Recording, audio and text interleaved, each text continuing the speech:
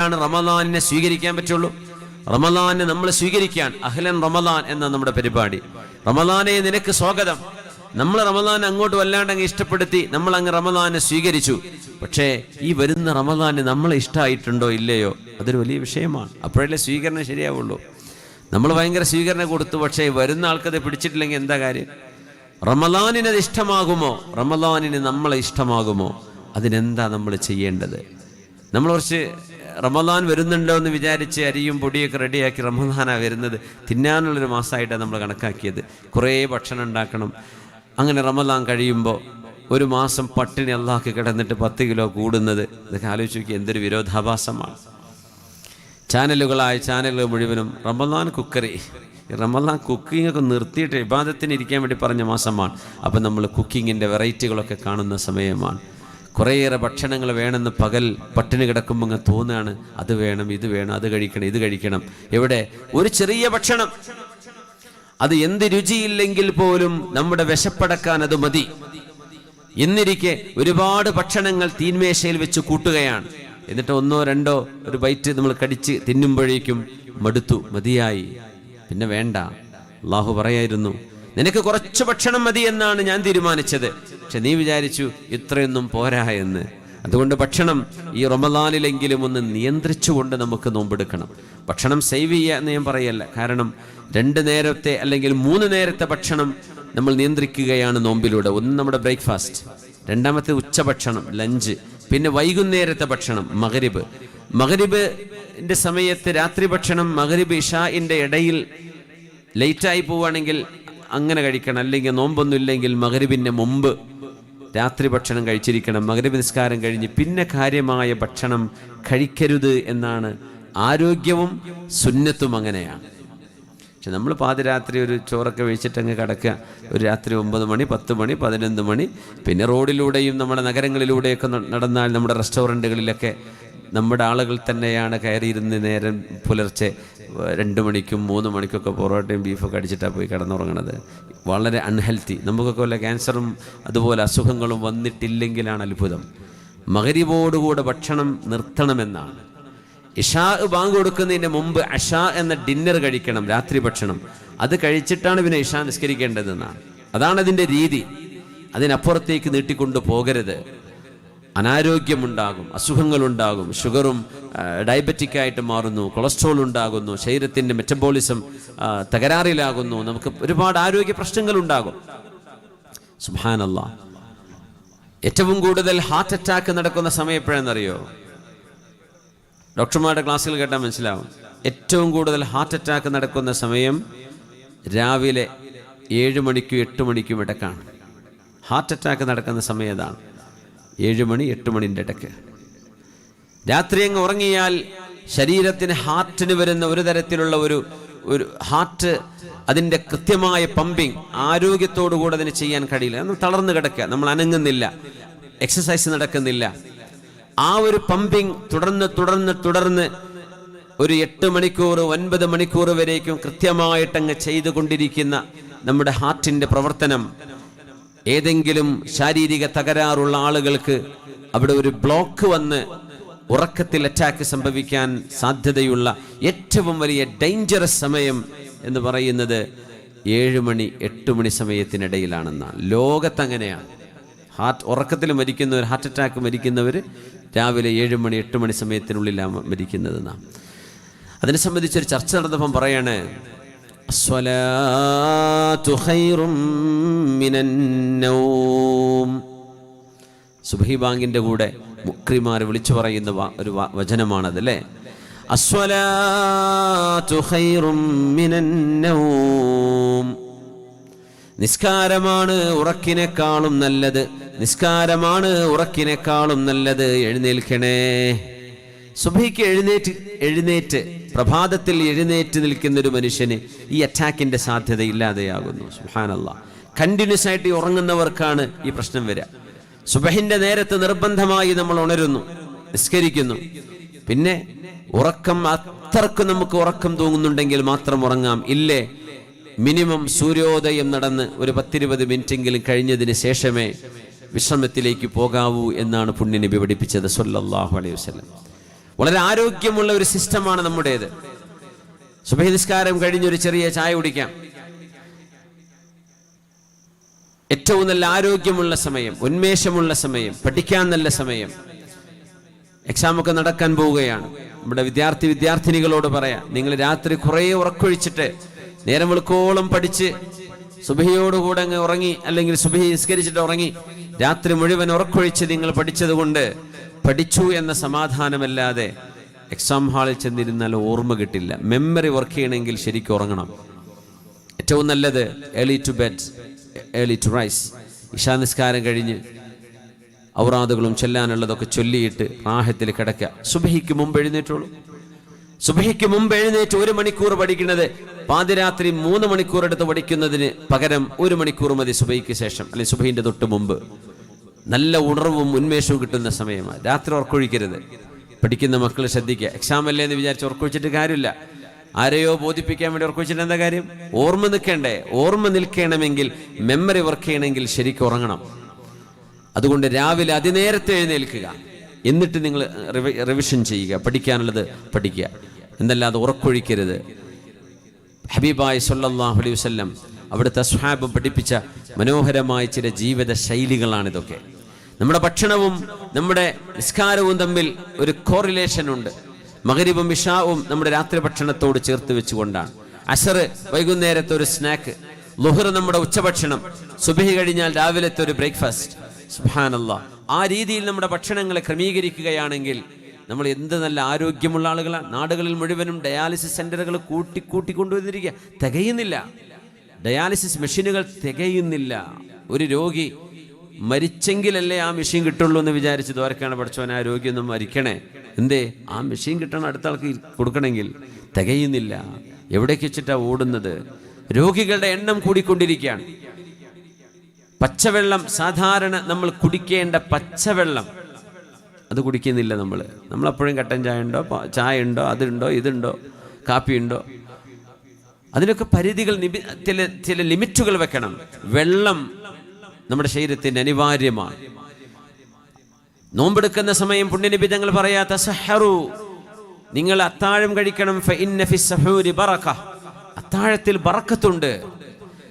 ഏറ്റവും നല്ല healthy fasting എന്ന് പറഞ്ഞാൽ 14 മണിക്കൂർ അതല്ലെങ്കിൽ 16 മണിക്കൂറുള്ള ഇന്റർമിറ്റന്റ് ഫാസ്റ്റിങ്ങിനെ കുറിച്ച് ഡോക്ടർമാരൊക്കെ പറയും. അവർ പറയുന്ന ഫാസ്റ്റിംഗ് എന്ന് വെച്ചാൽ വൈകുന്നേരം 5 മണിക്കോ 6 മണിക്കോ സ്റ്റോപ്പാക്കിയിട്ട് പിന്നെ രാവിലെ 10 മണിക്കോ 11 മണിക്കോ ഭക്ഷണം കഴിച്ചു തുടങ്ങുന്ന ഒരു ഫാസ്റ്റിംഗ് ആണ്. അപ്പോഴേക്കും 16 മണിക്കൂർ സമയമാവും. നമ്മളെ സംബന്ധിച്ചിടത്തോളം റമദാനിന്റെ പകൽ ശരിക്കും നോക്കിയാൽ ഫജ്ർ മുതൽ തുടങ്ങിയാൽ ഏകദേശം 5 മണി എന്ന സമയം കണക്കാക്കുകയാണെങ്കിൽ, ഉദാഹരണം 5 മണിക്ക് തുടങ്ങിയാൽ വൈകുന്നേരം 5 മണി 12 മണിക്കൂറായി. 6 മണി 7 മണി 14 മണിക്കൂർ, കൃത്യമായും 14 മണിക്കൂർ സമയം ശരീരത്തിന് ആവശ്യമുള്ളൊരു ഫാസ്റ്റിംഗ് ആണത്. അത് നമ്മൾ അത്താഴം കഴിച്ചിട്ടില്ലെങ്കിൽ അത് രാത്രി തന്നെ കിടന്നുറങ്ങി ഇനി അത്താഴം വേണ്ട എന്ന് പറഞ്ഞ് ഞാൻ സുബഹി നിസ്കരിച്ചോളാം, എനിക്ക് അത്താഴം വേണ്ട എന്ന് പറഞ്ഞാൽ ആ ഫാസ്റ്റിങ്ങിൻ്റെ മണിക്കൂറുകൾ 20ഉം 24 മണിക്കൂറുകളായി മാറും. അത് വളരെ അൺഹെൽത്തിയാണ്, അനാരോഗ്യപരമാണ്. ഹബീബായ നബി തങ്ങൾ പറഞ്ഞത് എത്ര സത്യമാണ്. ഇന്ന ഫിസ് സഹൂരി ബറക, അത്താഴം കഴിക്കുന്നതിൽ നിങ്ങൾക്ക് ബറക്കത്തുണ്ട്. അത് വേണ്ടെന്ന് വെക്കരുതേ. ഒരു ഈത്തപ്പഴമെങ്കിലും കഴിക്കണേ, എന്നിട്ടേ നിങ്ങൾ ഫാസ്റ്റിംഗ് തുടങ്ങാവൂ. അത്രയും കൃത്യമായ ഹബീബായ നബി തങ്ങളുടെ നിർദ്ദേശങ്ങളുണ്ട്. സൂമു തസിഹു, നിങ്ങൾ നോമ്പെടുക്കണേ, നിങ്ങൾക്ക് ആരോഗ്യമുണ്ടാകും. നബി തങ്ങൾ പറയാറുണ്ട് സല്ലല്ലാഹു അലൈഹി വസല്ലം. സുന്നത്തായ നോമ്പിനെ കുറിച്ച്, അതിൻ്റെ അനിവാര്യതയെക്കുറിച്ച് നമ്മൾ ആലോചിച്ചു കഴിഞ്ഞാൽ എത്രയും വലിയ ഹെൽത്തി ടിപ്സ് വേറെയില്ല. തിങ്കളാഴ്ചയും വ്യാഴാഴ്ചയും നോമ്പെടുത്തിരുന്നു റസൂലുള്ളാഹി സ്വല്ലല്ലാഹു അലൈഹി വസല്ലം. തിങ്കളാഴ്ച എന്തിനാ നബിയെ നോമ്പെടുക്കുന്നത്? ഫീഹി ഉലിത്തു, ഞാൻ ജനിച്ച ദിവസമാണത് എന്ന് പുണ്യനബി സ്വല്ലല്ലാഹു അലൈഹി വസല്ലം.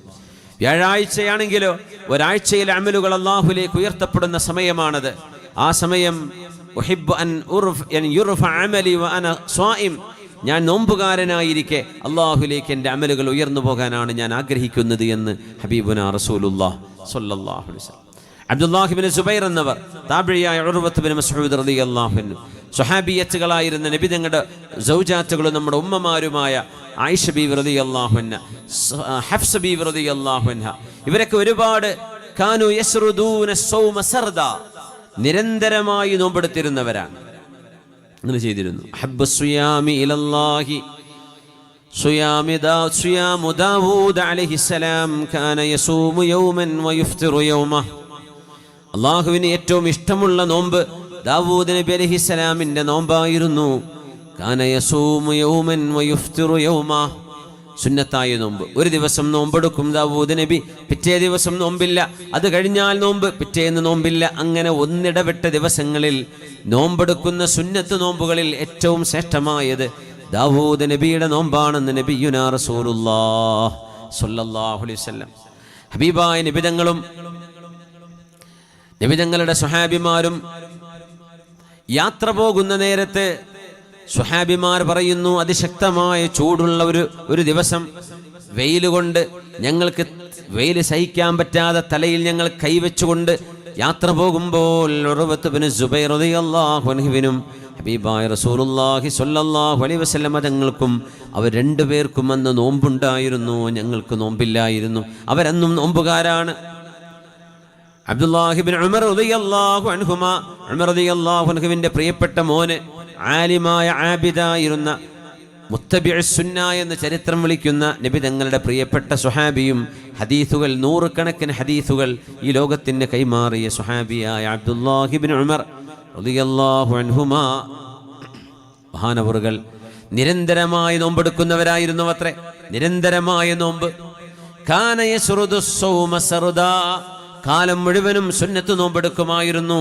നോമ്പെടുക്കാൻ പാടില്ലാത്ത നിബിധങ്ങൾ നഹിയു ചെയ്ത പാടില്ല എന്ന് പറഞ്ഞ പെരുന്നാളിൻ്റെ ദിവസങ്ങൾ കഴിച്ച് ബാക്കി ദിവസങ്ങളിൽ അവർക്ക് നോമ്പായിരുന്നു. അത്തരം ആളുകൾക്ക് അല്ലാഹു സുബ്ഹാനഹു വതആല നൽകുന്ന ആത്മീയ വെളിച്ചമുണ്ട്. ഭക്ഷണത്തിൻ്റെയും ഭോഗത്തിൻ്റെയും നമ്മുടെ ആഗ്രഹങ്ങളെ നിയന്ത്രിക്കുന്നിടത്താണ് അള്ളാഹുവിൻ്റെ നൂറും മഅരിഫത്തും നമ്മുടെ ഹൃദയങ്ങളിലേക്ക് അള്ളാഹു തരുന്നത്. അതുകൊണ്ടാണ് റസൂലുള്ളാഹി സ്വല്ലല്ലാഹു അലൈഹി വസല്ലം തങ്ങൾ പറയുമായിരുന്നത്, ഇന്ന ശൈത്വാന യജ്രി മിൻ ഇബ്നി ആദമ മജ്റദ്ദം ഫളയ്ഖൂ മജാരിഹി ബിൽ ജൂഅ്. നിങ്ങളുടെ ശരീരത്തിൽ എവിടെയെല്ലാം രക്തസഞ്ചാരമുണ്ടോ, ശരീരത്തിൽ എവിടെയെല്ലാം രക്തക്കുഴലുകളുണ്ടോ, അവിടെയെല്ലാം പിശാചിന് ഓടിയെത്താൻ കഴിയും. പിശാച് നിങ്ങളുടെ ദേഹത്ത് വന്ന് ദുർബോധനങ്ങൾ ചെയ്തുകൊണ്ടിരിക്കും. അതുകൊണ്ട് പിശാചിൻ്റെ സഞ്ചാരപഥങ്ങളെ നിങ്ങൾ വിശപ്പ് കൊണ്ട് നിയന്ത്രിക്കണമേ. വിശപ്പ് കൊണ്ട് ബ്ലോക്ക് ചെയ്തു കൊടുക്കണം. പിശാച് സഞ്ചരിക്കുന്നുണ്ട് ശരീരത്തിൻ്റെ എല്ലാ ഭാഗങ്ങളിലും. നോമ്പെടുക്കുന്ന സമയം നിങ്ങളുടെ വെയിനുകളൊന്ന് തളരുമ്പോഴാണ് പിശാചിൻ്റെ സഞ്ചാരത്തിന് തടസ്സമുണ്ടാകുന്നത്. ആ തടസ്സമുണ്ടാകുമ്പോൾ ആത്മീയമായ ഉന്നതങ്ങളിലേക്ക് നിങ്ങൾക്ക് ഉയരാൻ കഴിയുമെന്ന് ഹബീബുനാ റസൂലുള്ളാഹി സ്വല്ലല്ലാഹു അലൈഹി വസല്ലം ഹബീബായ നബി തങ്ങളോട് അബൂ ഉമാമത്തുൽ ബാഹിലി റളിയല്ലാഹു അൻഹു വന്ന് ചോദിക്കുകയുണ്ടായി, നബിയേ ഔസ്വിനി, എനിക്കൊരു ഉപദേശം തരൂ നബിയേ, എനിക്കൊരു അമല് പറഞ്ഞു തരൂ നബിയേ, എനിക്കൊരു അമല് വേണം. ഹബീബായ നബി തങ്ങൾ പറഞ്ഞു, അലൈക ബിസ്സൗം ഫഇന്നഹു ലാ അദ്ല ലഹ്. ഉബയ്യേ, നിങ്ങൾ നോമ്പെടുത്തോളൂ. അബൂ ഉമാമ, നിങ്ങൾ നോമ്പെടുത്തോളൂ. ഫഇന്നഹു ലാ അദ്ല ലഹ്. നോമ്പിന് പകരം വെക്കാൻ പറ്റുന്ന വേറൊന്നില്ല എന്ന് റസൂലുള്ളാഹി സ്വല്ലല്ലാഹു അലൈഹി വസല്ലം തങ്ങൾ സ്വഹാബിമാരോട്. അതുകൊണ്ട് റമദാൻ ഷഹ്റു റമദാൻ അല്ലദീ ഉൻസില ഫീഹിൽ ഖുർആൻ, വിശുദ്ധമായ ഖുർആനെങ്ങാനും ഒരു പർവ്വതത്തിലേക്കായിരുന്നു ഇറങ്ങിയിരുന്നത് എങ്കിൽ അത് ഇറങ്ങിയത് ഹബീബിന്റെ ഖൽബിലേക്കാണ്. നസ്സലഹു അലാ ഖൽബിക്, ഹബീബിന്റെ ഖൽബിലേക്കാണ് ഖുർആൻ ഇറങ്ങിയത്. ഖുർആനിന്റെ അവതരണമെങ്ങാനും ഒരു പർവ്വതത്തിലായിരുന്നുവെങ്കിൽ എന്ത് സംഭവിക്കും? സൂറത്തുൽ ഹശ്ർ ഓതി നോക്കൂ. ലൗ അൻസൽനാ ഹാദൽ ഖുർആന അലാ ജബലിൻ ലറഅയ്തഹു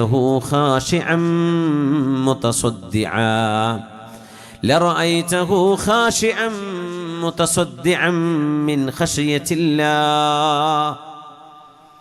പർവ്വതം ഒരു മനുഷ്യനെ പോലെയാണോ? പർവ്വതം എത്ര ഫേമാണ്, എത്ര ശക്തമാണ്. നമ്മൾ രണ്ട് കാലിലാണ് നിൽക്കുന്നത്. പർവ്വതം നിൽക്കുന്നത് എങ്ങനെയാ?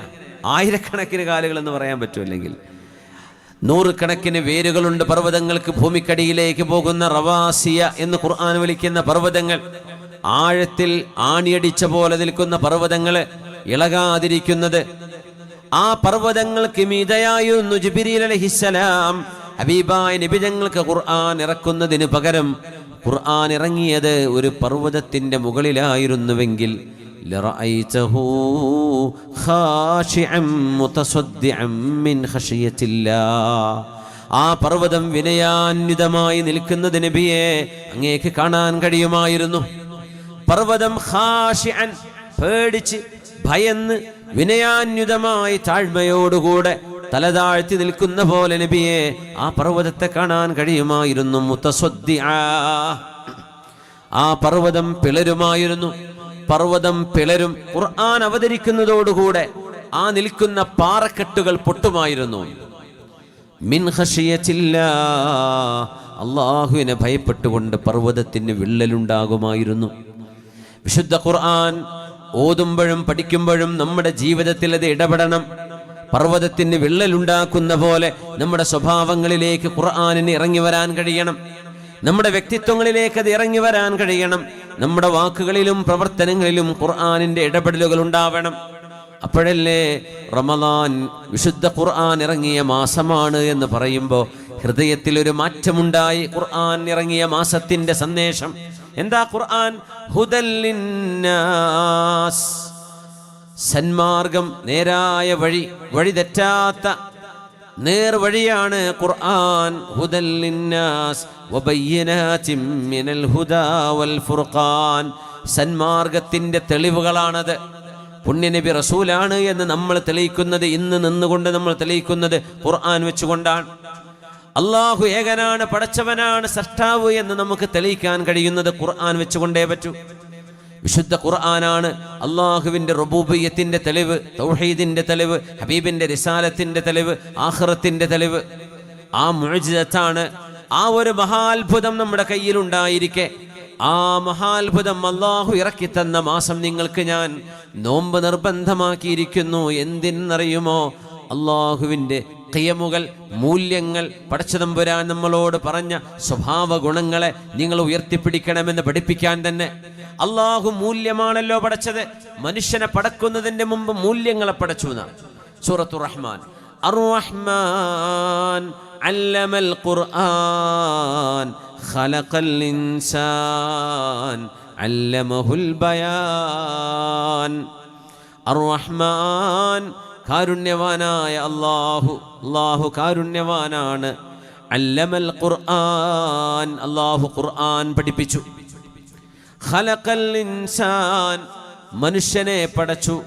അല്ലമഹുൽ ബയാൻ, മനുഷ്യൻ അല്ലാഹു ബയാൻ പഠിപ്പിച്ചു. എലക്വൻസ്, കാര്യങ്ങളെ ബോധ്യത്തോടുകൂടെ പറയാനും അവതരിപ്പിക്കാനുമുള്ള കഴിവ്, സംസാരിക്കാനുള്ള കഴിവ് അല്ലാഹു മനുഷ്യന് നൽകിയതാണ്.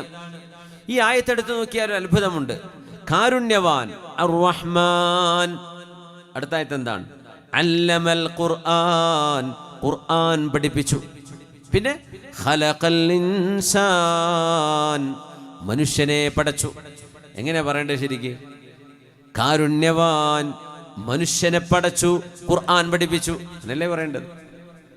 ഖുർആൻ പഠിക്കണമെങ്കിൽ ആദ്യം മനുഷ്യൻ വേണ്ട. ഇവിടെ ഖുർആൻ പഠിപ്പിച്ചു, മനുഷ്യനെ പടച്ചു, എന്നിട്ട് ബയാൻ മനുഷ്യനെ പഠിപ്പിച്ചു കൊടുത്തു. പറയേണ്ടത് അങ്ങനെയല്ലേ നമുക്ക് തോന്നിപ്പോകും. അല്ല, പറഞ്ഞത് ഖുർആൻ പറഞ്ഞത് തന്നെയാണ് അതിൻ്റെ ശരി. സൃഷ്ടിപ്പ് നടത്തുന്നതിൻ്റെ മുമ്പ് അള്ളാഹു മൂല്യങ്ങളെ പടച്ചു. എന്ത് മൂല്യത്തിനാണ് മനുഷ്യനെ പടക്കുന്നത്?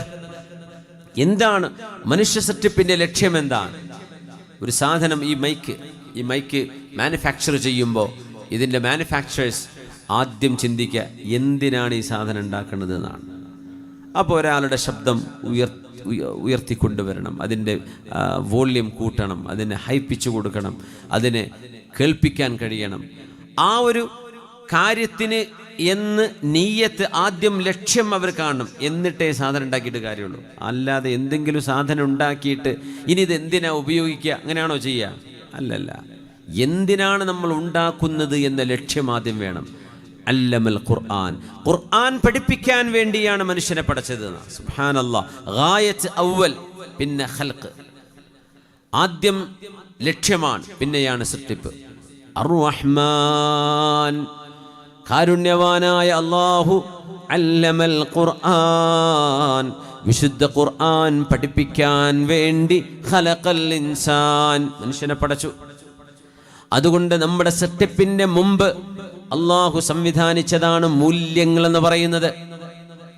ഗീബത്തോ നമീമത്തോ പറയരുത് എന്ന് പറയുന്നത്, കളവ് പറയരുത്, വഞ്ചന പാടില്ലെന്ന് പറയുന്നത്, പരസ്പരം സ്നേഹവും കരുണയും വേണമെന്ന് പറയുന്നത്, അള്ളാഹുവിനെ കുറിച്ച് അറിയണമെന്ന് പറയുന്നത്, പടച്ചതമ്പുരാനിലേക്ക് അടുക്കണം, ഇബാദത്ത് ചെയ്യണം, അള്ളാഹു നിഷിദ്ധമാക്കിയതിനോട് അടുക്കരുത് എന്ന് പറയുന്നതെല്ലാം നമ്മൾ അള്ളാഹു നമുക്ക് വേണ്ടി സംവിധാനിച്ച മൂല്യങ്ങളാണ്. ആ മൂല്യങ്ങൾ അനുസരിക്കുമ്പോഴാണ് ജീവിതം വിജയിക്കുന്നത്. അതുകൊണ്ട് ജീവിതത്തിൻ്റെ അനിവാര്യമായ ലക്ഷ്യം അള്ളാഹു ഉദ്ദേശിക്കുന്നത് മൂല്യബോധമുള്ള സമൂഹമാണ്. റമദാൻ സ്വീകരിക്കുമ്പോൾ അഹ്ലൻ റമദാൻ എന്ന് നമ്മൾ പറയുമ്പോൾ ഈ മൂല്യങ്ങൾ നമ്മുടെ കൈകളിൽ ഉണ്ടോ എന്നാണ് റമദാൻ നോക്കുന്നത്. എത്രയോ റമദാൻ ഓരോ വർഷവും കയറി ഇറങ്ങിപ്പോകുമ്പോൾ ചില നാട്ടുകാരെ റമദാൻ ശപിച്ചു കൊണ്ടിരിക്കുമെന്ന് അഷ്റഫുൽ ഖൽഖ് റസൂലുള്ളാഹി സ്വല്ലല്ലാഹു അലൈഹി വസല്ലം അവർ നോമ്പെടുത്തിട്ടുണ്ട്, ഭക്ഷണമൊക്കെ നിയന്ത്രിച്ചിട്ടുണ്ട്, മഗ്‌രിബ് കഴിഞ്ഞ് ഇഷ്ടം പോലെ കഴിച്ചിട്ടുമുണ്ട്. പക്ഷേ റമദാനിന് വേണ്ടി അതൊന്നും ആയിരുന്നില്ല. എന്തിനാ പട്ടിണി കിടക്കുന്നറിയോ? ഭക്ഷണം കുറച്ച് മാറ്റി വെക്കാനല്ല. അങ്ങനെ നടക്കുന്നില്ലല്ലോ. 2 നേരം ഭക്ഷണം ഒഴിവാക്കിയതിന് 5 നേരം ഏറെ കഴിക്കുന്നുണ്ട്. പിന്നെ ഇപ്പം എന്താ അതുകൊണ്ട് കാര്യം? അതുകൊണ്ട് ഭക്ഷണം സേവ് ചെയ്യുക അത് ഏതായാലും നടക്കണില്ല. പിന്നെ ഒന്ന് തടി കുറക്കാൻ ഒരു റജീം അല്ലെങ്കിൽ ഒരു ഡയറ്റ്, അതും നടക്കണില്ല. റമദാൻ കഴിയുമ്പോൾ പിന്നെ 2 കിലോ കൂടുക ചെയ്യുന്നത്. പിന്നെ എന്തിനായി ഫാസ്റ്റിംഗ്? അള്ളാഹു പറഞ്ഞ കാരണം എന്താണെന്നറിയോ? വിശക്കുന്നവൻ്റെ വിശപ്പറിയാനാ നോമ്പെടുക്കാൻ പറഞ്ഞത്. അതൊന്നും അങ്ങനെയാണെങ്കിൽ പട്ടിണി കിടക്കുന്നവരോട് നിങ്ങൾ നോമ്പ് എടുക്കണ്ടെന്ന് പറയില്ലേ? കാരണം അവർക്ക് എന്തായാലും അതിൻ്റെ ടേസ്റ്റ് അറിയാമല്ലോ എന്തായി പട്ടിണിയെന്ന്. അതുകൊണ്ട് പട്ടിണി കിടക്കുന്നവരൊന്നും BPL നോമ്പ് അങ്ങനെ പറയാം, അങ്ങനെയൊന്നുമില്ല. അവരും നോമ്പെടുക്കണം. ജയിലിൽ കഴിയുന്ന ഒരു മുസ്ലിമാണെങ്കിൽ നോമ്പെടുക്കണം. രോഗിയാണോ? നോമ്പെടുക്കാൻ പറ്റുമോ? നോമ്പെടുക്കണം. ദാരിദ്ര്യമുണ്ടോ? റമദാനിൽ നോമ്പെടുത്തേ പറ്റൂ. അപ്പോൾ ദാരിദ്ര്യത്തിൻ്റെ കയ്പ് നീരറിയുക, അതൊക്കെ അതിൻ്റെ പ്രൈമറി ലക്ഷ്യങ്ങളിൽ പെട്ടതല്ല. അതൊക്കെ അതിനോട് തുടർന്ന് വരുന്ന ചില ഉപകാരങ്ങളാണ്. പക്ഷെ എന്തിനാണെന്നറിയോ? ലഅല്ലകും തത്തഖൂൻ, നിങ്ങൾ അള്ളാഹുവിനെ ഭയപ്പെട്ട് ജീവിക്കുവാൻ വേണ്ടിയാണ്. അള്ളാഹുവിനെ ഭയപ്പെട്ട് ജീവിക്കാൻ വേണ്ടിയാണ് നോമ്പ് നിർബന്ധമാക്കിയത്. അള്ളാഹുവിൻ്റെ സാന്നിധ്യം അറിയാനാണ് ഇവിടെ ഇഫ്അൽ ലാ തഫ്അൽ എന്ന് പറയാൻ അധികാരമുള്ള അൽ അസീസുൽ ജബ്ബാറുൽ മുതകബ്ബിർ സുബ്ഹാനഹു. ഈ അധികാരമുള്ള അള്ളാഹുവാണ് നമ്മുടെ റബ്ബ്. ഇഫ്അൽ ഇന്നത് ചെയ്യണമെന്നും ലാ തഫ്അൽ ഇന്നത് ചെയ്യരുത് എന്നും നമ്മളോട് പറയാൻ അധികാരമുണ്ട് റബ്ബിന്. ആ റബ്ബിനെ നമ്മൾ അനുസരിക്കുന്നുണ്ടോ ഇല്ലയോ? ഇത് നോക്കലാണ്. റമദാനിന്റെ പകലിൽ പച്ചവെള്ളം, സാദാ വെള്ളം റമദാൻ അല്ലാത്ത സമയത്ത് ഹലാലായിരുന്നത് റമദാനിന്റെ പകലിൽ നമുക്ക് കുടിക്കൽ ഹറാമായി മാറുന്നു. അതുവരെ ഹലാലായിരുന്ന ഭക്ഷണം പോലും റമദാനിന്റെ പകലിൽ ഹറാമാകുന്നു. അങ്ങനെയാണെങ്കിൽ അള്ളാഹു ആദ്യമേ ഹറാമാക്കുന്ന ലഹരിയും മയക്കുമരുന്നുകളും മദ്യപാനങ്ങളും തോന്നിവാസങ്ങളുമൊക്കെ എന്തുകൊണ്ടും അള്ളാഹു നിഷിദ്ധമാക്കിയതല്ലേ? അത് നിഷിദ്ധമായി തന്നെ കാണേണ്ടതല്ലേ? ഇത് പഠിപ്പിക്കുവാനാണ് റമദാൻ. റമദാൻ കഴിഞ്ഞാൽ പിന്നെ ഒരു ഗാനമേള സംഘടിപ്പിക്കുക. റമദാൻ കഴിഞ്ഞാൽ പിന്നെ പിടുത്തപ്പെട്ട പരിപാടികൾ. പള്ളിയിൽ നിന്ന് ഉസ്താദിനെ പിരിച്ചുവിടുന്ന പോലെ റമദാൻ കഴിഞ്ഞാൽ അള്ളാഹിനെ പിരിച്ചുവിടാനുള്ള പരിപാടിയാണ് നമ്മളല്ലേ? അന്ന് പറ്റില്ല. ലഅല്ലകും തത്തഖൂൻ, നിങ്ങൾ അള്ളാഹുവിനെ ഭയപ്പെടുന്നുണ്ടോ? അള്ളാഹുവിനെ കുറിച്ച് നിങ്ങൾക്ക് ബോധമുണ്ടായിട്ടുണ്ടോ? ഇത് നോക്കാൻ വേണ്ടിയാ നോമ്പ് നിർബന്ധമാക്കിയത്, വേറൊന്നിനല്ല. ഇവിടെ ഒന്ന് അള്ളാഹ്ക്ക് നമ്മളെ ഭക്ഷണമൊന്നും വേണ്ട. ലൻ യനാലല്ലാഹ ലുഹൂമുഹാ വലാ ദിമാഉഹാ വലാകിൻ യനാലുഹു തഖ്വാ മിൻകും. ഉളുഹിയ്യത്ത് അറക്കാൻ വേണ്ടി പറഞ്ഞെടുത്ത് അള്ളാഹു അതാ പറഞ്ഞത്. നിങ്ങളുടെ മാംസവും നിങ്ങൾ എത്ര കിൻഡലാണ് ഓരോ പള്ളിയിലും മാംസം വിതരണം ചെയ്തത്, ഈ കണക്കൊന്നും അള്ളാഹ്ക്ക് വേണ്ട. അള്ളാഹ്ക്ക് വേണ്ട എന്താണെന്നറിയോ? തഖ്വാ മിൻകും, നിങ്ങൾ അള്ളാഹുവിനെ സംബന്ധിച്ച് ബോധിച്ചിട്ടുണ്ടോ? എത്രത്തോളം നിങ്ങൾ അള്ളാഹുവിനെ കുറിച്ച് ഓർത്തിട്ടുണ്ട്? ഇത്രേ അള്ളാഹ് നോക്കുള്ളൂ. നമ്മൾ പള്ളി കമ്മിറ്റിക്കാർ നോക്കുക എന്താ, എത്ര കിലോ നമ്മൾ പള്ളിയിൽ നിന്ന് കൊടുത്തിട്ടുണ്ട് മാംസം എന്നാണ് നമ്മൾ നോക്കുക. അള്ളാഹ് പറയാം ലൻ യനാലല്ലാഹ ലുഹൂമുഹാ വലാ ദിമാഉഹാ, നിങ്ങൾ അറുത്ത മൃഗങ്ങളുടെ കന്നുകാലികളുടെ മാംസമോ അതിൻ്റെ ചോരയോ ഇതൊന്നും അള്ളാഹിൻ്റെ അടുത്തേക്ക് വരുന്നില്ല. അള്ളാഹ്ക്ക് വേണ്ട എന്താണെന്നറിയോ? വലാകിൻ യനാലുഹു തഖ്വാ മിൻകും, നിങ്ങളുടെ മനസ്സുകൾക്കുള്ളിൽ അള്ളാഹുവിൻ്റെ സ്ഥാനം എത്രയാണ്, അള്ളാഹിൻ്റെ സ്ഥാനം എത്രയാണ് നിങ്ങളുടെ കൽബിനുള്ളിൽ? ഇതാണ് റബ്ബ് തആല നോക്കുന്നത്. അതുകൊണ്ട് റമദാൻ ഹിദായത്തിൻ്റെ മാസമാണ്. റമദാൻ ഒരു വഴിത്തിരിവിൻ്റെ മാസമാണ്. റമദാൻ ഒരുപാട് ആളുകളുടെ ജീവിതത്തിൽ എന്നേക്കുമായ നന്മയുടെ കവാടം തുറന്നു വെച്ച മാസമാണ്. ഖുർആൻ ഹിദായത്തല്ലയോ? ഖുർആനെ പറ്റി പറഞ്ഞ വാക്കന്നെ അതല്ലേ? ഷഹ്റു റമദാനല്ലദീ ഉൻസില ഫീഹിൽ ഖുർആൻ ഹുദൻ ലിന്നാസ്. ഇത് ജനങ്ങൾക്ക് സന്മാർഗമാണ്. നമ്മളൊക്കെ അല്ലാഹുവിനോടൊരു ദിവസം 17 തവണയാണ് ചോദിക്കുന്നത്, ഇഹ്ദിനസ് സിറാത്തൽ മുസ്തഖീം, അല്ലാഹുവേ സന്മാർഗം കാണിച്ചു തരണമേ. എന്തായി ചോദിക്കുന്നത്? ജന്മനാ മുസ്ലിമാകാൻ ഭാഗ്യമുണ്ടായവർ, അല്ലാഹുവേ ആ ഹിദായത്ത് നിലനിർത്തിക്കൊണ്ടുപോരാൻ ഞങ്ങളെ സഹായിക്കണമേ, നിലനിർത്തിക്കൊണ്ടുപോരാൻ സഹായിക്കണമേ. കാരണം ഇന്നലികുല്ലി അമലിൻ ശിറഹ് വലികുല്ലി ശിറത്തിൻ ഫതറ ഫമൻ കാനത് ഫതറതുഹു ഇലാ സുന്നതി ഫഖദ് ഇഹ്തദാ ഖാല റസൂലുള്ളാഹി സ്വല്ലല്ലാഹു അലൈഹി വസല്ലം. ജീവിതത്തിൽ സൽക്കർമ്മങ്ങൾക്ക് ആവേശമുള്ള ഒരു കാലമുണ്ട്. നിങ്ങൾ ആലോചിച്ച് നോക്കൂ, ഇന്നലികുല്ലി അമലിൻ ശിറഹ്, ഏതൊരു അമലിനും ആവേശത്തിൻ്റെ ഒരു കാലമുണ്ട്. നിങ്ങൾ തന്നെ ഓർത്തു നോക്കൂ, ഒരുപാട് ഖുർആൻ ഓതിയിരുന്ന കാലഘട്ടമുണ്ടായിരുന്നില്ലേ നമ്മുടെ ജീവിതങ്ങളിൽ? ഒരുപാട് ദിക്ർ ചൊല്ലിയിരുന്ന കാലം, ഒരുപാട് സുന്നത്ത് നോമ്പെടുത്തിരുന്ന കാലം, ഒരുപാട് തഹജ്ജുദ് നിസ്കരിച്ചിരുന്ന കാലം, ഒരുപാട് ദാനധർമ്മം കൊടുക്കാൻ ആവേശം കൊണ്ടിരുന്ന കാലം. പിന്നെ ഇതൊക്കെ നിന്നില്ലയോ? കുറഞ്ഞു പോയില്ലേ? മടുപ്പ് വന്നില്ലേ? നമ്മൾ മാറ്റിവെച്ചില്ലയോ? വേറെ പലതും നമ്മളെ എൻഗേജ് ചെയ്തില്ലേ? നമ്മുടെ വാട്സപ്പുകളും ഫേസ്ബുക്കുകളും ഇൻസ്റ്റകളും ഒക്കെ കയറി വന്നപ്പോഴേ നമ്മുടെ ജീവിതത്തിൽ മാറ്റങ്ങൾ ഉണ്ടാക്കിയില്ലേ? ഇബാദത്തിന്റെ വഴി അവിടെ നിന്നുപോയില്ലേ? പുണ്യനബി ഞങ്ങൾ പറയുകയാണ്, ഏതൊരു ഇബാദത്തിനും ഒരാവേശത്തിന്റെ കാലമുണ്ട്, ഏതൊരു ആവേശത്തിനും ഒരു തളർച്ച വരും. വലികുല്ലി ശിറത്തിൻ ഫതറ ഫമൻ കാനത് ഫതറതുഹു ഇലാ സുന്നതി ഫഖദ് ഇഹ്തദാ. ആവേശം കഴിഞ്ഞാൽ ഒരു തളർച്ച വരും. ആ തളർച്ച വരുമ്പോഴും ആരൊക്കെയാണോ എൻ്റെ സുന്നത്തിൽ ജീവിക്കുന്നത് അവർ ഹിദായത്തുൽ തന്നെയാണ്. ആവേശം നിലനിർത്തി കൊണ്ടുപോകുന്നതൊരു പ്രശ്നമാണ്. കൺസിസ്റ്റൻസി അതൊരു ചാലഞ്ചാണ്. അതുകൊണ്ടാണ് അല്ലാഹുവേ സന്മാർഗദർശനം മാതാപിതാക്കളിലൂടെ, ഉമ്മയുടെ ഉദരത്തിലൂടെ കുഞ്ഞായി ജനിച്ചപ്പോഴേക്കും ജന്മനാ മുസ്ലിമാകാനുള്ള ഭാഗ്യമുണ്ടായ എനിക്ക് എൻ്റെ ഹിദായത്ത് നിലനിർത്തിക്കൊണ്ടുപോരാൻ എന്നെ സഹായിക്കണമേ. അതാണ് ഇഹ്ദിനസ് സിറാത്തൽ മുസ്തഖീം. സൂറത്തുൽ ഫാത്തിഹയ്ക്ക് ഒരുപാട് പേരുകളുണ്ട്. സബഉൽ മഥാനി എന്നുണ്ട്. സൂറത്തുൽ ഫാത്തിഹയുടെ ഒരു പേര് സൂറത്തു തഅലീമിൽ മസ്അല. അല്ലാഹുവിനോട് എങ്ങനെയാണ് ചോദിക്കേണ്ടത്, എങ്ങനെയാണ് ദുആ ഇരക്കേണ്ടത് എന്ന് പഠിപ്പിക്കുന്ന സൂറയാണ് ഖുർആനിലെ ആദ്യത്തെ സൂറയല്ലേ സൂറത്തുൽ ഫാത്തിഹ. ഖുർആന്റെ ക്രോണോളജി വെച്ചല്ല, മുസ്ഹഫ് നോക്കിയാൽ ആദ്യത്തെ സൂറയല്ലേ അത്. അല്ലാഹുവിനെ എങ്ങനെയാണ് പരിചയപ്പെടേണ്ടത്, റബ്ബിനോട് എങ്ങനെയാണ് ചോദിക്കേണ്ടത്, എന്താണ് ചോദിക്കേണ്ടത്? സൂറത്തുൽ ഫാത്തിഹയിൽ അല്ലാഹുവിനോട് ചോദിച്ച ഒരേ ഒരു ചോദ്യം, ഇഹ്ദിനാ, സന്മാർഗ ദർശനം നൽകണേ. ഇസ്ലാമിലേക്ക് ഹിദായത്ത് ലഭിക്കുന്നതിൻ്റെ മൂല്യമറിയാത്തവരാണ് നമ്മൾ. അല്ലാഹു ജന്മന മാതാവോ പിതാവോ ഇതിലേതെങ്കിലും ഒരാൾ മുസ്ലിമാണെങ്കിൽ ജനിക്കുന്ന മക്കൾ ബൈ ഡിഫോൾട്ട് മുസ്ലിമാണെന്നാണ് ശരീഅത്തിന്റെ നിയമം. മനുഷ്യന്മാർക്ക് വേറെ നിയമങ്ങൾ ഉണ്ടാവാം, രാജ്യങ്ങൾക്ക് നിയമങ്ങൾ ഉണ്ടാകാം.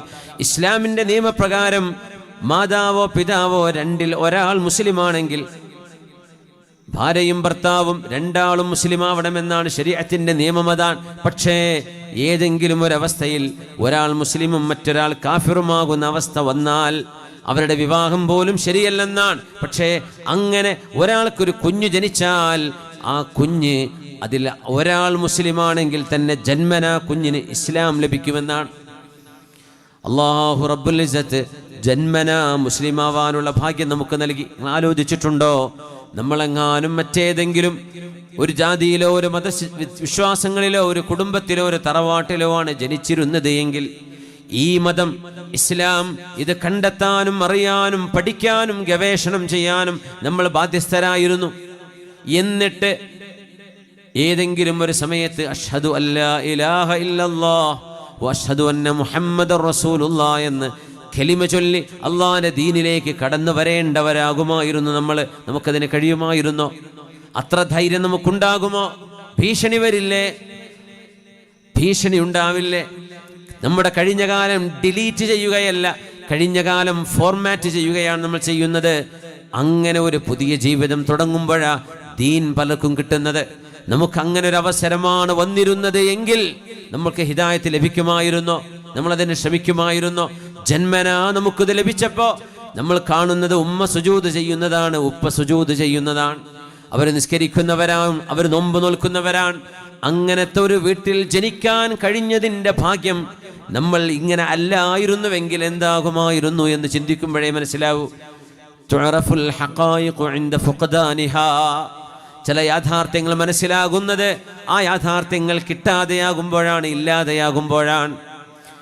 ഹബീബുനാ റസൂലുള്ളാഹി സ്വല്ലല്ലാഹു അലൈഹി വസല്ലം തങ്ങളുടെ സ്വഹാബികളിൽ ജുബൈർ ഇബ്നു മുത്ഇം റളിയല്ലാഹു അൻഹു ബദറിൽ യുദ്ധത്തടവുകാരനായി പിടിക്കപ്പെട്ട ആളായിരുന്നു. ബദർ യുദ്ധം നടക്കുമ്പോൾ ഇസ്ലാമിന്റെ ശത്രുവായിരുന്നു. ഹബീബായ നബി തങ്ങൾ മദീന പള്ളിയുടെ അരികത്ത് കൊണ്ടുവന്നവരെ നിർത്തി. ജുബൈർ ഇബ്നു മുത്ഇം എന്നവർ അവരിലുണ്ട്. ഹബീബായ നബി തങ്ങൾ നിസ്കരിക്കുന്നത് ഇവർ കാണുമായിരുന്നു. നിസ്കരിക്കുമ്പോൾ നബി തങ്ങൾ ഖുർആൻ ഓതുന്നത് ജുബൈർ ഇബ്നു മുത്ഇം എന്നവർ കേൾക്കുകയാണ്. ഒരു ദിവസം മഗ്രിബ് നിസ്കാരത്തിന് റസൂലുള്ളാഹി സ്വല്ലല്ലാഹു അലൈഹി വസല്ലം തങ്ങൾ ഇമാമ് നിൽക്കുമ്പോൾ സൂറത്തു തൂറിലെ ചില ആയത്തുകൾ ഇങ്ങനെ ഓതുകയാണ്.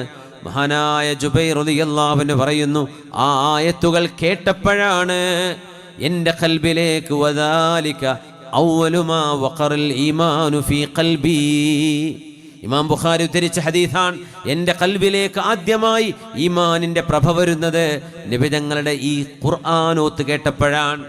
ചിലർക്ക് അങ്ങനെയാണ് ഹിദായത്ത്. ഒരു നിമിഷം മതി, ഒരായത്ത് കേട്ടാൽ മതി, ഒരു വഅദ് മതി, ഒരു പ്രഭാഷണത്തിന്റെ ശകലം മതിയാവും, ഒരനുഭവം മതിയാകും, ഒരു രോഗം മതിയാവും, ഒരു ആക്സിഡന്റ് മതിയാകും അല്ലാഹുവിലേക്ക് മടങ്ങാൻ. അം ഖുലിഖൂ മിൻ ഗൈരി ഷൈഇൻ അം ഹുമുൽ ഖാലിഖൂൻ അം ഖുലിഖൂ മിൻ ഗൈരി ഷൈഇൻ അം ഹുമുൽ ഖാലിഖൂൻ أم خلقوا السماوات والأرض أفلا يوقنون أم عندهم خزائن ربك أم هم المسيطرون. ഇത് നിരീശ്വരവാദികളോട്, സന്ദേഹവാദികളോട്, പടച്ചവനെ നിഷേധിക്കുന്നവരോട്, പ്രപഞ്ചത്തിനൊരു കാരണമില്ല, ഒരു സൃഷ്ടാവില്ല എന്ന് പറയുന്നവരോട് അള്ളാഹു ചോദിക്കുന്ന ചോദ്യമാണ്. 21-ാം നൂറ്റാണ്ടിലെ യുക്തിവാദി ചോദിക്കുന്ന ചോദ്യമെന്തോ അതേ ചോദ്യമാണ് 6-ാം നൂറ്റാണ്ടിലും ചോദിച്ചത്. അതിന് അള്ളാഹു നൽകുന്ന മറുപടിയാണിത്. യുക്തിവാദം, കുഫർ ഖൽബിലേക്ക് കയറിപ്പോയിരുന്ന ജുബൈർ ഇബ്നു മുത്ഇം എന്നവർ ഈമാനിന്റെ വെളിച്ചത്തിലേക്ക് വന്നത് ഈ 3 ആയത്തുകൾ കേട്ടപ്പോഴാണ്. അം ഖുലിഖൂ മിൻ ഗൈരി ഷൈ അം ഹുമുൽ ഖാലിഖൂൻ. അവരുണ്ടായത് ഒരു കാരണമില്ലാതെയാണോ? അം ഖുലിഖൂ മിൻ ഗൈരി ഷൈഇൻ, മനുഷ്യർ പടക്കപ്പെട്ടത് ഒരാളും നിമിത്തമാവാതെയാണോ? ഒറ്റക്കങ്ങ് പൊട്ടിമുളച്ചതാണോ മനുഷ്യൻ? അള്ളാഹുവിൻ്റെ ചോദ്യമാണ്. നമ്മൾ അങ്ങനെ ഉണ്ടായി എന്ന് പറയില്ലേ? ചിമ്പാൻസിയിൽ നിന്നുണ്ടായി എന്ന് പറയുന്നില്ലേ? ഏകകോശ ജീവിയിൽ നിന്ന് പരിണമിച്ചു വന്നു എന്ന് പറയുന്നില്ലേ? ഈ ഏകകോശ ജീവി ആരാണതിനെ പടച്ചത്? അത് എവിടെ നിന്നുണ്ടായി? പരിണാമം എങ്ങനെ സംഭവിച്ചു? അത് സത്യമാണെങ്കിൽ മനുഷ്യൻ അല്ലാഹു യാ ബനി ആദമ എന്ന് വിളിക്കുന്ന, യാ അയ്യുഹന്നാസ് എന്ന് വിളിക്കുന്ന മനുഷ്യർ അത് ചിമ്പാൻസി എന്നുണ്ടായവരല്ല, അത് ആദം അലൈഹിസ്സലാമിന്റെ മക്കളെയാണ് അല്ലാഹു വിളിക്കുന്നത്. ഖലഖല്ലാഹു ആദമ അലാ സൂറതിഹി, ആദം അലൈഹിസ്സലാം അവരുടെ പൂർണ്ണ രൂപത്തിലാണ് സൃഷ്ടിക്കപ്പെട്ടത്, ഒരു കുട്ടിയായി വലുതായ ആളല്ല. ആദം നബി അലൈഹിസ്സലാം പക്വതയുള്ള, ഭാഷ സംസാരിച്ചിരുന്ന, ചിന്താശേഷി ഉണ്ടായിരുന്ന പൂർണ്ണ മനുഷ്യനായിരുന്നുവെന്നാണ് ഖുർആൻ പരിചയപ്പെടുത്തുന്നത്. എന്നല്ലാതെ ആദിമ മനുഷ്യൻ ഭക്ഷണം എന്താണെന്ന് അറിയില്ലായിരുന്നു, ഭാഷ അറിയില്ലായിരുന്നു, ആംഗ്യഭാഷയായിരുന്നു, നടക്കാൻ അറിയില്ലായിരുന്നു. പിന്നെയാ നിവർ നടന്നത്, പിന്നെ വാല് മുറിഞ്ഞു. ഈ വക വിശ്വസിക്കാൻ കൊള്ളാത്ത അബദ്ധങ്ങളെ, തിയറികളെ, ഹൈപ്പോത്തസിന്റെ പിന്നാലെയല്ല ഒരു മുഅ്മിനായ മനുഷ്യൻ പോകുന്നത്. ആദം നബി അലൈഹിസ്സലാം എന്ന പരിപൂർണ മനുഷ്യനെ അല്ലാഹു റബ്ബുൽ ഇസ്സത്ത് റബ്ബ് പടച്ചതാണ്. ഇന്നും ചിമ്പാൻസികളിലെ ഏതെങ്കിലും കുരങ്ങ് മനുഷ്യനായിട്ടുണ്ടോ ലോകത്ത്? എത്ര നൂറ്റാണ്ടുകളായി മനുഷ്യർ ഭൂമിയിൽ ജീവിക്കാൻ തുടങ്ങിയിട്ട് മിനിമം 20,000 കൊല്ലം കഴിഞ്ഞു. ആദ്യ നബിയുടെ കാലം കഴിഞ്ഞിട്ട് തന്നെ 20,000 കൊല്ലം കഴിഞ്ഞു. ഏതെങ്കിലും ഒരു ചിമ്പാൻസി മനുഷ്യനായി മാറിയിട്ടുണ്ടോ എന്നത് ചോദ്യം. സയൻസിന്റെ മുന്നിൽ മറുപടി ഇല്ല, ആർക്കും പറയാൻ കഴിയില്ല.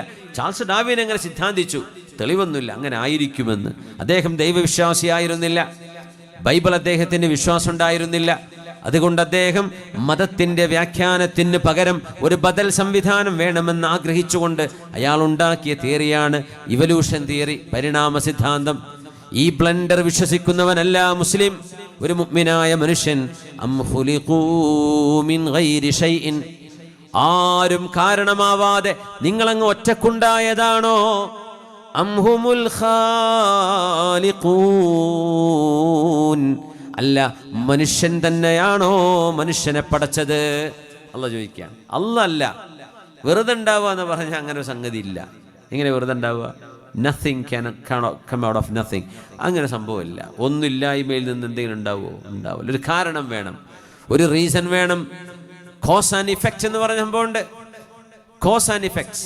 ഒരു ഇഫക്റ്റ് ഉണ്ടാവണമെങ്കിൽ അതിന് കോസ് വേണം, ഒരു കാര്യം നടക്കണമെങ്കിൽ അതിന് സബബ് വേണം. ഇത് ആർക്കാ മനസ്സിലാവാത്തത്? അള്ളാഹ് ചോദിക്കുന്നു, അം ഹുമുൽ ഖാലിഖൂൻ, അവര് തന്നെയാണോ പടച്ചത്? അവരെ മനുഷ്യനെ പടച്ചത് മനുഷ്യനാണോ? ആണോ? നമ്മളമ്മയും വാപ്പയാണോ നമ്മൾ ഉണ്ടാക്കിയത്? അങ്ങനെ പറയാൻ പറ്റുമോ? ഉമ്മയും വാപ്പയും നമ്മുടെ ജന്മത്തിൻ്റെ കാരണങ്ങളാണ്. എല്ലാ ഉമ്മാർക്കും അവരുടെ മക്കൾ നല്ല ഭംഗിയുള്ള, ആരോഗ്യമുള്ള, എല്ലാ കഴിവുള്ള നല്ല മക്കളായിട്ട് വരണമെന്നല്ലേ ആഗ്രഹം? ഏതെങ്കിലും ഒരു ഉമ്മാക്ക് സ്വന്തം കുട്ടിൻ്റെ മുഖം ഡിസൈൻ ചെയ്യാൻ പറ്റുമോ? വാപ്പാക്ക് പറ്റുമോ? ഇല്ല. അതിനർത്ഥം എന്താ? നമ്മളല്ല പടക്കണത്. പിതാവിൻ്റെ സ്പേം സെൽ ഉമ്മയുടെ ഗർഭാശയത്തിലേക്ക് കടക്കാനുള്ള ഒരു കാരണം നിർവഹിക്കാൻ മാത്രമേ കഴിയുള്ളൂ. അവിടെ നിന്ന് അങ്ങോട്ട് നടക്കുന്നത് മുഴുവനും അള്ളാഹുവിൻ്റെ ഇടപെടലാണ്. അത് ഇരട്ടക്കുട്ടിയാണോ ഒറ്റക്കുട്ടിയാണോ, കണ്ണും കയ്യും കാലൊക്കെ ഉണ്ടോ, ഉണ്ടെങ്കിൽ എന്തായിരിക്കും, നിറമെന്താണ്, ആയുസ് എന്തായിരിക്കും, ആരോഗ്യം എന്തായിരിക്കും, ജന്മന എന്തെങ്കിലും ചില ഫിസിക്കൽ ഡിസബിലിറ്റി ഉണ്ടാവോ ഇല്ലയോ, ഇതൊക്കെ അള്ളാഹുവിന് മാത്രമേ അറിയുള്ളൂ. സ്കാനിങ് ചെയ്ത് കാണേണ്ട സമയമാകുമ്പോൾ ഡോക്ടർമാർ പറയും ആ ജെൻഡർ മനസ്സിലാക്കി തരാൻ പറ്റും, ഇത് ബോയ് ആണോ ഗേൾ ആണോ. നമ്മളാണോ പഠിച്ചത്? നമ്മളല്ല. പിന്നെയോ? അപ്പം ആരാ? നമ്മളല്ല, ശാസ്ത്രമൊന്നുമല്ല മനുഷ്യനെ പഠിച്ചത്. ജീവനില്ലാത്തൊരു സാധനത്തിൽ നിന്ന് ജീവനെ എടുക്കാൻ മനുഷ്യന് ഇതുവരെ കഴിഞ്ഞിട്ടില്ല. ജീവനുള്ള ഒരു സാധനം കിട്ടി അതിനെ ഡെവലപ്പ് ചെയ്യാൻ പറ്റും. പക്ഷേ ഇല്ലായ്മയിൽ നിന്ന്, അതിമിൽ നിന്ന്, ശൂന്യതയിൽ നിന്ന് ഒരു വസ്തുവിനെ ഉണ്ടാക്കാൻ മനുഷ്യന് ഒരിക്കലും കഴിയില്ല. പ്രവർത്തകന്മാർ ബക്കറ്റുമായിട്ട് വരുന്നുണ്ട്. എല്ലാവരും കഴിവിൻ്റെ പരമാവധി അതിനോട് സഹകരിക്കണം, സഹായിക്കണം. ഒരു 3 സ്വലാത്ത് ചൊല്ലിയിരുന്നാലോ? 1 മണിക്കൂറായി നമ്മൾ പ്രസംഗം തുടങ്ങിയിട്ട്. അപ്പോൾ ഒരു ഉന്മേഷമായിരിക്കും, ഒരു ഉറക്കൊക്കെ ഒന്ന് പോകാനും ഒന്ന് കയ്യും കാലം തരിപ്പൊക്കെ ഒന്ന് മാറാനൊക്കെ ഒന്ന് നല്ലതാണ്. അപ്പോൾ എഴുന്നേറ്റ് 3 സ്വലാത്ത് ചൊല്ലാം. സല്ലു അലൻ നബി മുഹമ്മദിൻ വ ആലി അല്ലാഹുമ്മ സല്ലി അലാ സയ്യിദിനാ മുഹമ്മദിൻ وعلى آل سيدنا محمد وبارك وسلم عليه. اللهم صل على سيدنا محمد وعلى آل سيدنا محمد وبارك وسلم عليه.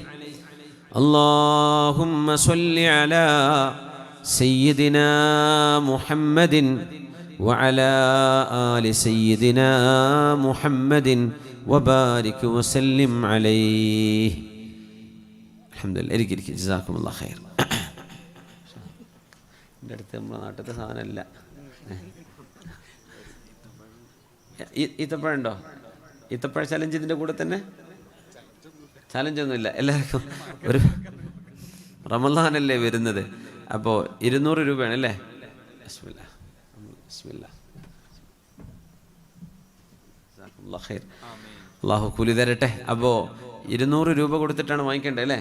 അതിലേറെ കൊടുത്താൽ കുഴപ്പമൊന്നുമില്ല. അൽഹംദുലില്ലാ. അപ്പോൾ നിങ്ങൾ ഒരു സംഭാവന ചെയ്യുമ്പോൾ നിങ്ങൾക്കൊരു സന്തോഷത്തിന് അങ്ങോട്ട് തരികയാണ് കേട്ടോ ഈത്തപ്പഴം. അപ്പോൾ ഇത് ഇത്രയും ഇവിടെ എല്ലാവർക്കും കൊടുക്കാൻ മാത്രം ഉണ്ടോ? ക്വാണ്ടിറ്റി ഉണ്ടോ? ഉണ്ട്.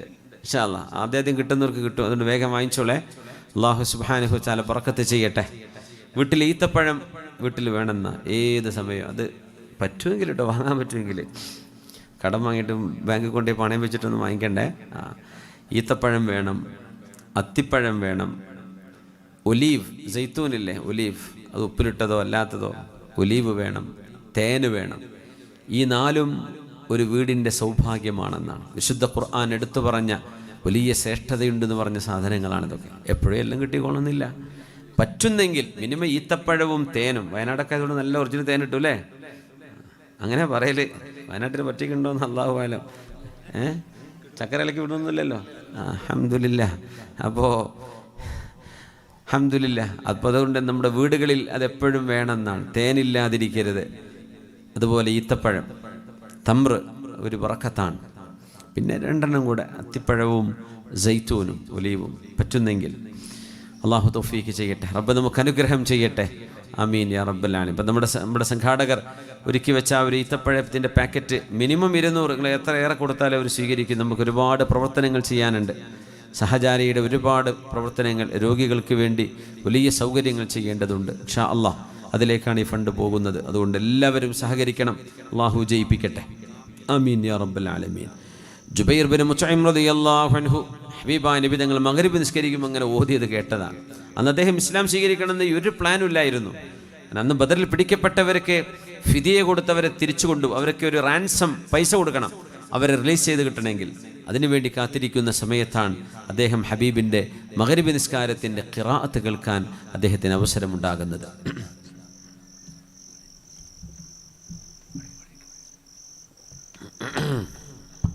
കുറച്ച് കൂട്ടിക്കോളി. അം ഖുലിഖൂ മിൻ ഗൈരി ശൈഇൻ അം ഹുമുൽ ഖാലിഖൂൻ. അദ്ദേഹം ഇങ്ങനെ ആലോചിക്കുക, എന്താണ് ഈ പറയണത്? നിങ്ങൾ വെറുതെ ഉണ്ടായതാണോ? അല്ല, നിങ്ങൾ തന്നെ ഉണ്ടാക്കിയതാണോ? അല്ല, നമ്മളുണ്ടാക്കിയതാണെങ്കിൽ ജനനം മരണം ഡിസൈഡ് ചെയ്യാൻ നമുക്കൊരു അധികാരം വേണം അല്ലേ? ഇന്ന ഡേറ്റിന് ഞാൻ ജനിച്ചാൽ മതി, ഇന്ന ഡേറ്റിനെ എനിക്ക് മരിക്കാൻ പറ്റൂ. നമുക്കൊരധികാരമില്ല. നമ്മളെപ്പോഴോ ജനിച്ചു, ഇനി നമ്മൾ ആഗ്രഹിക്കാത്തൊരു സമയത്തായിരിക്കും മരിക്കുക അല്ലേ? സുബ്ഹാനല്ലാഹ്. ഈ മരിക്കുന്ന ഡേറ്റ് ഒന്ന് അള്ളാഹു അറിയിച്ചറിഞ്ഞത് ഭാഗ്യമെന്നാണ്. അതിന് മുമ്പ് തന്നെ മരിച്ചു പേടിച്ചിട്ട്. ഇനി ഭാഗവത്തീസല്ലേ ഉള്ളൂ എന്നൊക്കെ ആലോചിച്ചാൽ പിന്നെ എങ്ങനെ നിൽക്കുക? അത് അള്ളാഹു ഒളിപ്പിച്ച് വെച്ചതാണ്. അവിടെ കിടന്നോട്ടെ, ഒരു പ്രതീക്ഷ. ഇങ്ങനെ ആരൊക്കെയോ 100 കൊല്ലത്തിൻ്റെ മേലേക്ക് ജീവിച്ചിരിക്കണമല്ലോ, അപ്പോൾ അക്കൂട്ടത്തിൽ ഞാനുണ്ടാവുമെന്ന് വെറുതെ എല്ലാവർക്കും തോന്നും. എവിടെ 60-70 ഉള്ളിൽ പോകും. പക്ഷേ ഒരു പ്രതീക്ഷയിലാണ് നമ്മളിങ്ങനെ ജീവിക്കുന്നത്. അം ഖുലിഖൂ മിൻ ഗൈരി ശൈഇൻ അം ഹുമുൽ ഖാലിഖൂൻ. സൂറത്തു തൂർ. അവർ ഒരു കാരണവുമില്ലാതെ വെറുതെ ഉണ്ടായതാണോ? അതാണ് ഇപ്പോൾ യുക്തിവാദി പറയാം. എന്നിട്ട് പറയുന്നത് ഭയങ്കര യുക്തിയുള്ള മറുപടിയാണ്. ഇതിന് മണ്ടത്തരം എന്നല്ലേ പറയാം. ശാസ്ത്രം പറയുന്നു കാരണമല്ലാതെ ഒരു കാര്യം ഉണ്ടാവില്ല. ഇപ്പം പറയാം അത് വെറുതെ ഉണ്ടാകുന്നതാണ്. അപ്പോൾ അവന് സയൻസ് മനസ്സിലായിട്ടില്ല എന്നതിൻ്റെ അർത്ഥം. ശാസ്ത്രം മനസ്സിലായിട്ടില്ല, പിന്നെ എങ്ങനെ അവന് യുക്തിവാദിയോ? യുക്തി ഇല്ലാത്ത ആളല്ലേ, യുക്തിരാഹിത്യവാദിയല്ലേ ഇതൊക്കെ. അം ഖുലിഖൂ മിൻ ഗൈരി ശൈഇൻ അം ഹുമുൽ ഖാലിഖൂൻ അം ഖലഖുസ് സമാവാതി വൽ അർള ബൽ ലാ യൂഖിനൂൻ. അവരാണോ ആകാശങ്ങളെയും ഭൂമിയെയും പടച്ചത്? ബൽ ലാ യൂഖിനൂൻ. കാര്യകാരണ ബന്ധങ്ങളിൽ പോലും അവർക്ക് ഉറപ്പില്ലാത്തവരാണ്. അവർക്കെങ്ങനെ കാര്യം മനസ്സിലാകും? ഈ പ്രപഞ്ചം വെറുതെ ഉണ്ടായി എന്ന് പറയണോ? അം ഖലഖു, അവരാണോ ഈ മണ്ണ് കൊണ്ടുവന്നത്?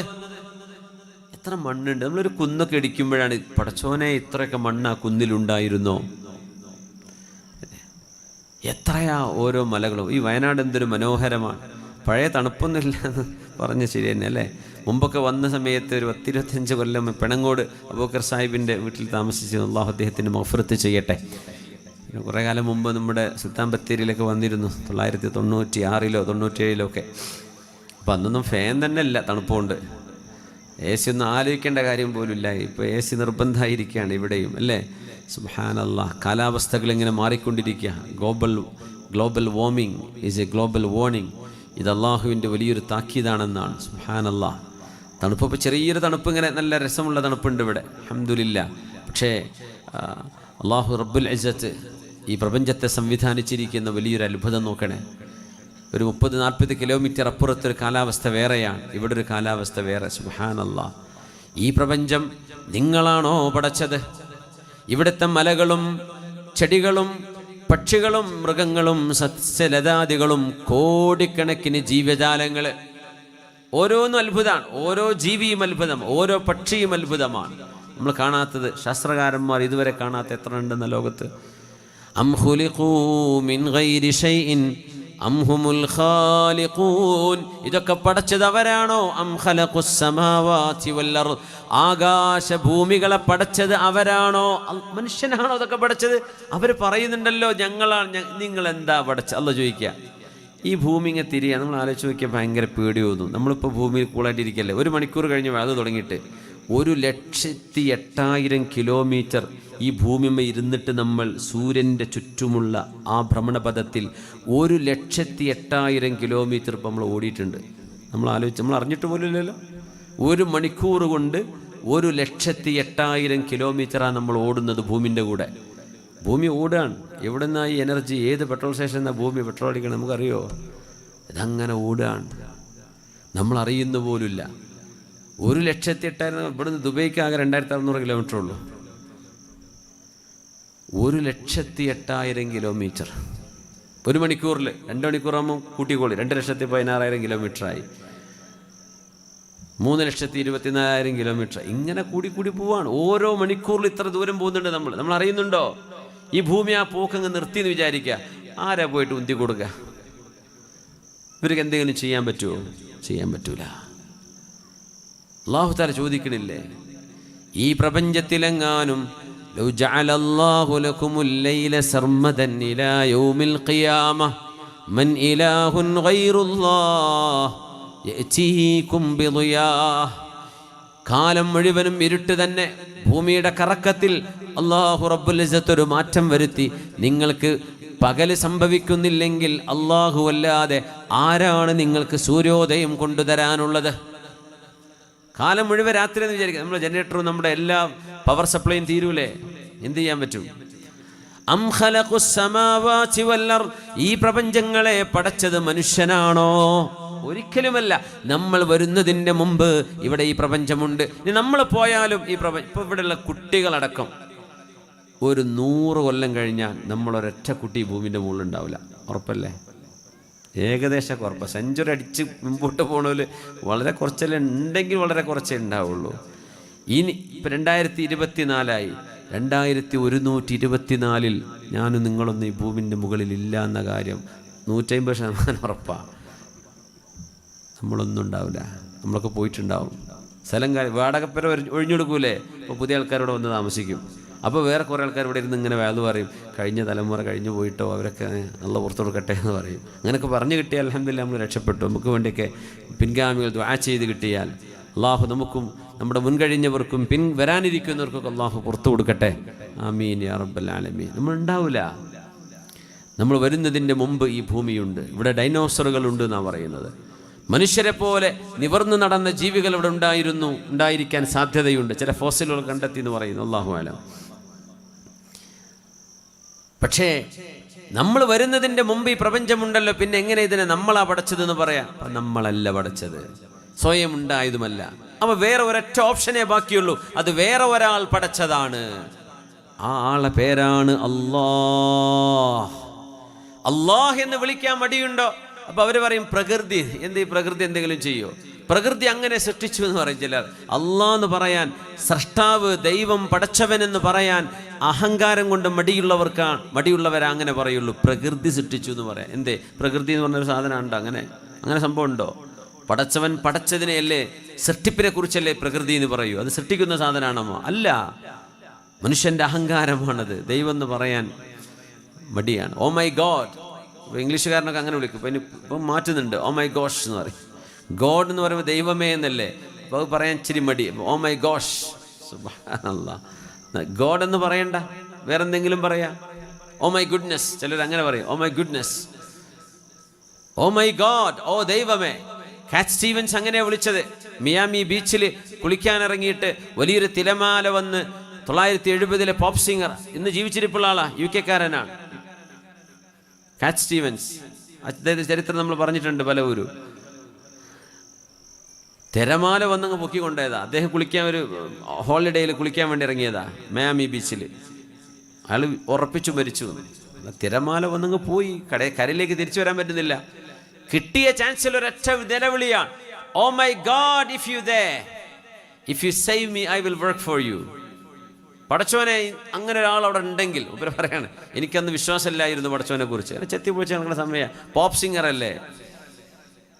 ഞാൻ പറഞ്ഞു, ദൈവമേ, അങ്ങനെ ഒരു ദൈവം ഉണ്ടെങ്കിൽ, ഇഫ് യു സേവ് മീ, ഈ ഒരു കടലിൻ്റെ ഈ തുരുത്തിൽ നിന്ന് നീ എന്നെ രക്ഷിക്കുകയാണെങ്കിൽ, കരയിലേക്ക് തിരിച്ചു വരാൻ എന്നെ നീ സഹായിച്ചാൽ, I will work for you, ഞാൻ നിനക്ക് വേണ്ടി പണിയെടുക്കും.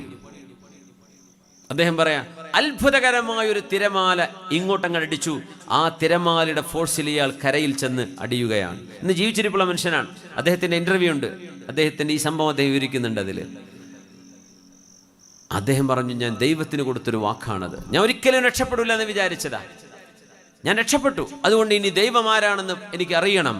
അദ്ദേഹം ക്രിസ്ത്യാനിസം പഠിച്ചു, ജുഡായിസം പഠിച്ചു, ബുദ്ധിസം പഠിച്ചു, ഹിന്ദുയിസം പഠിച്ചു, ലോകത്തിൻ്റെ പ്രമുഖ മതവിശ്വാസങ്ങളൊക്കെ പഠിച്ചു, അവസാനം ഇസ്ലാമും പഠിച്ചു. ഇന്ന് അദ്ദേഹത്തിൻ്റെ പേര് യൂസുഫുൽ ഇസ്ലാം എന്നാണ്. അദ്ദേഹം ഇസ്ലാമിൻ്റെ ഒരു പ്രബോധകനാണ്. അവസാനം എത്തിച്ചേർന്നത് ദീനിൻ്റെ വെളിച്ചത്തിലേക്കാണ്. ചിലർക്ക് അങ്ങനെയാണ്, ഹിദായത്ത് ലഭിക്കുന്നത് പല വിധേനയാണ്. ഹുദൽ ലിന്നാസ് വബൈനാതിൻ മിനൽ ഹുദാ വൽ ഫുർഖാൻ. റസൂലുള്ളാഹി സ്വല്ലല്ലാഹു അലൈഹി വസല്ലം തങ്ങൾ 23 കൊല്ലം ദഅവത്ത് ചെയ്തു. 23 കൊല്ലത്തെ പ്രബോധനം, 23 വർഷമാണ് ദീനിൻ്റെ ദഅവത്തിൻ്റെ കാലം. 40-ാമത്തെ വയസ്സിൽ പ്രവാചകത്വം, 63-ാമത്തെ വയസ്സിൽ ഹബീബിൻ്റെ മരണം. ഇതിനിടയിലുള്ള 23 വർഷം. ആ 23 വർഷങ്ങളിൽ 22 കൊല്ലവും ഹബീബിൻ്റെ ശത്രുവായിരുന്ന ഒരാൾ 23-ാമത്തെ വർഷം, ഹബീബ് വഫാത്താകുന്ന വർഷം ഇസ്ലാം സ്വീകരിക്കുകയാണ്. അദ്ദേഹവും അദ്ദേഹത്തിൻ്റെ ഭാര്യയും. മക്കാ വിജയം നടക്കുമ്പോൾ മദീനയിൽ നിന്ന് 10,000 സ്വഹാബികളെയും കൊണ്ട് നബി തങ്ങൾ മദീനയിൽ നിന്ന് മക്കയിലേക്ക് മാർച്ച് ചെയ്തു വന്നു. കഅബാലയത്തിൻ്റെ തിരുമുറ്റത്തേക്ക് കടന്നു വരേണ്ട ദിവസം, അതിൻ്റെ തലേ രാത്രി മക്കയുടെ സബർബിൽ അവർ മുഴുവനും ക്യാമ്പ് ചെയ്തിരിക്കുകയാണ്. 10,000 വിളക്കുകൾ കത്തിക്കാൻ പറഞ്ഞു നബി തങ്ങൾ. 10,000 സ്വഹാബിമാർ ഓരോരുത്തരും അവരുടെ ടെന്റിൻ്റെ അടുത്ത് ഒരു വിളക്ക് കത്തിച്ചു. 10,000 ലൈറ്റ്. 10,000 ലൈറ്റ്. ആലോചിച്ച് നോക്കി, മരുഭൂമി നിറയെ വെളിച്ചം. ഇത് കണ്ട് പേടിച്ച് വിറങ്ങലിച്ച ഈ നേതാവ് അള്ളാഹുവിൻ്റെ റസൂലിൻ്റെ അരികത്തേക്ക് പോവുകയാണ്. അബ്ബാസ് റളിയല്ലാഹു അൻഹുവിൻ്റെ കൈപിടിച്ച്. മക്കയുടെ നേതാവാണ് ഇദ്ദേഹം. ഇനി ഒരിക്കലും മക്ക തിരിച്ചു കിട്ടില്ല, മക്ക നിബിധങ്ങൾ പിടിച്ചടക്കി എന്ന് അദ്ദേഹത്തിന് ഉറപ്പാണ്. നിബിധങ്ങളാണെങ്കിലോ മക്കയെ വെറുതെ പിടിച്ചടക്കാൻ വന്നതല്ല.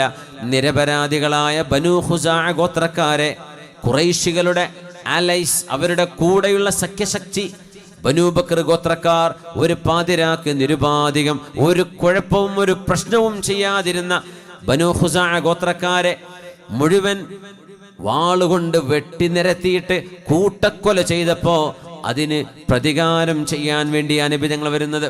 കരാർ പൊളിച്ചതിൻ്റെ പേരിൽ, നിരപരാധികളെ കൊന്നൊടുക്കിയതിൻ്റെ പേരിൽ മക്കക്കാരായ പ്രമാണിമാർ ഹുദൈബിയ സന്ധിയിൽ ഒപ്പുവെച്ച ആളുകൾ, ഞങ്ങളുടെ കൂടെ നിൽക്കുന്ന ആളുകൾ അക്രമികളാണെങ്കിലും അല്ലെങ്കിലും ഞങ്ങളവരെ സംരക്ഷിക്കുമെന്ന് ധിക്കാരം പറഞ്ഞപ്പോൾ അതിന് മറുപടി കാണിച്ചു കൊടുക്കാൻ വന്നതാ 10,000 സൈന്യം സ്വഹാബികളോടുകൂടെ വന്നത്.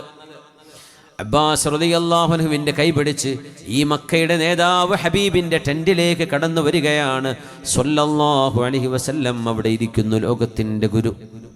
കടന്നു വന്നത് മറ്റാരുമല്ല, അബൂ സുഫിയാൻ ഇബ്നു ഹർബ് റളിയല്ലാഹു അൻഹു.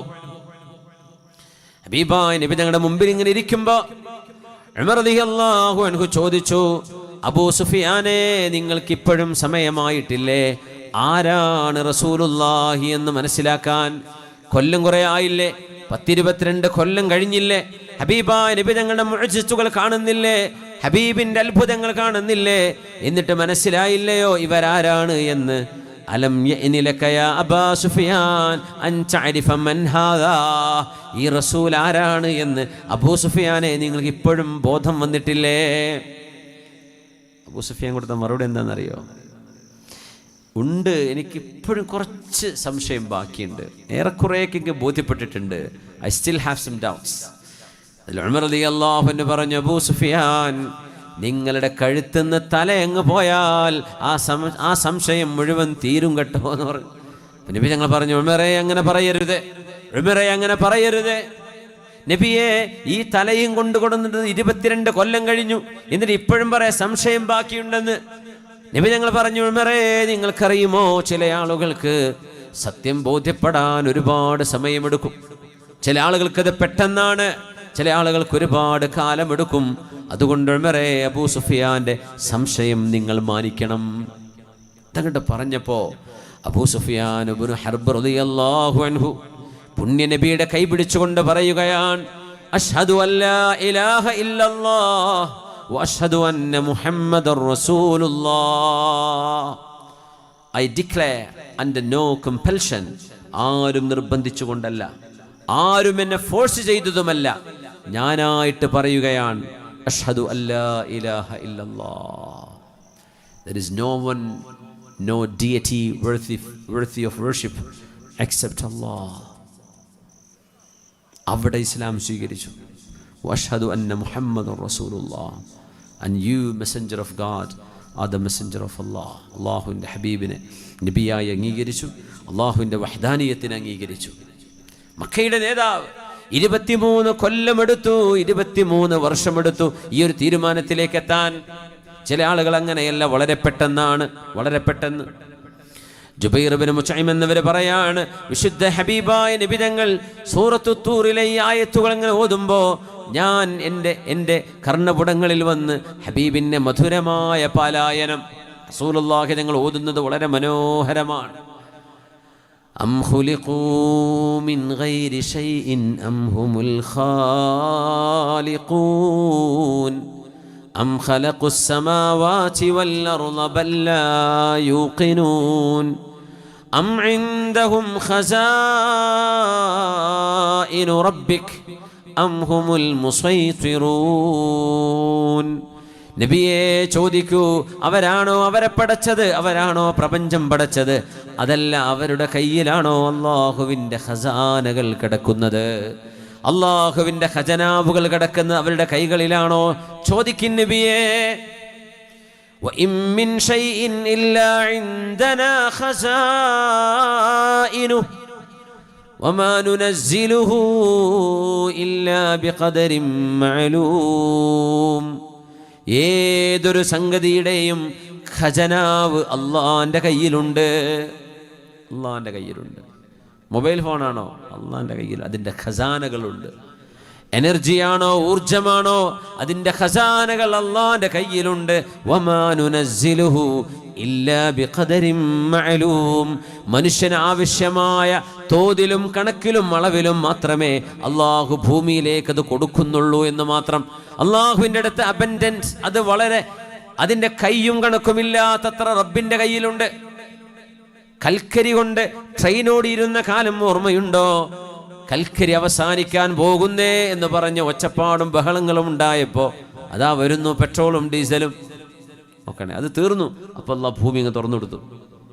ഗൾഫ് നാടുകളുടെ ഉള്ളിൽ, ഗൾഫ് നാടുകളിൽ അതും കാണാൻ തുടങ്ങി. ഇനിയിപ്പോൾ അത് തീരും. ഒരു 65-70 കൊല്ലത്തെ സ്റ്റോറേജാണ് കൂടുതലും ഗൾഫ് രാജ്യങ്ങളിലൊക്കെ ഉള്ളത്. ഒരു 65 കൊല്ലം കഴിഞ്ഞാൽ പെട്രോളും ഡീസലൊക്കെ തീരും. ഉള്ളിൽ കിടക്കുന്ന സാധനങ്ങൾ എടുത്തെടുത്ത് തീരും. അപ്പോഴേക്കും ഇതാ സോളാർ എനർജി വന്നു. സൂര്യപ്രകാശം കൊണ്ട് ഊർജം സ്വീകരിക്കുക. സൂര്യൻ തീരുന്നൊരു സമയം ഇദശംസു കുവ്വിറത്ത്, അപ്പോൾ പിന്നെ ഖിയാമത്ത് നാളാണ്, പിന്നെ എന്നെ ജീവിച്ചിരിക്കേണ്ട ആവശ്യമില്ല. അപ്പോൾ അതുവരേക്കുള്ള എനർജി അള്ളാഹു തന്നു. നോക്കണേ ഓരോന്നും. എന്നപ്പോൾ ഈ സോളാർ എനർജിക്ക് ഒരു 1000 കൊല്ലം മുമ്പ് അള്ളാഹു കൊടുത്തുകൂടായിരുന്നോ? മനുഷ്യന് അതിൻ്റെ ടെക്നോളജി കൊടുത്തുകൂടായിരുന്നോ? ഇല്ലാ ബിഖദരിൻ മഅലൂം. അത് മെല്ലെ മെല്ലെ മതി. ലതർകബുന്ന തബഖൻ അൻ തബഖ.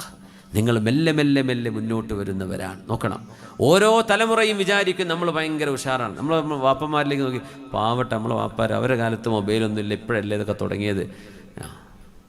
ഇപ്പം നമ്മളെപ്പറ്റി നമ്മളെ മക്കൾ, അടുത്ത തലമുറ പറയും, പാവ നമ്മളെ വാപ്പാർ, ഒരു ആകെ ഒരു മൊബൈൽ, ഒരു ഫേസ്ബുക്കും ഇൻസ്റ്റഗ്രാമൊക്കെ ഉള്ളായിരുന്നു, എന്തേനും ഒരൊക്കെ മാമാങ്കം, നമുക്കിപ്പോൾ എന്തൊക്കെ ഉണ്ട്.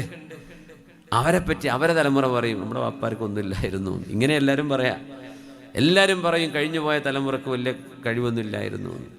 എൻ്റെ സുഹൃത്ത് പറഞ്ഞൊരു തമാശയാണ്, 2000-ൻ്റെ ശേഷമൊക്കെ ജനിച്ചാൽ മതിയായിരുന്നു, എന്നാൽ എന്തൊരു രസമല്ലേ, അടിച്ചു പൊളിച്ച് ജീവിക്കായിരുന്നു. 2000-ൻ്റെ മുമ്പ് ജനിച്ചതും വലിയ മുതലായില്ല. ഞാൻ പറഞ്ഞു, പൊന്നു ചങ്ങാതി, ഒരു 100 കൊല്ലം മുമ്പ് നമ്മൾ ജനിച്ചിങ്ങനെ എന്തായിരിക്കും അവസ്ഥ?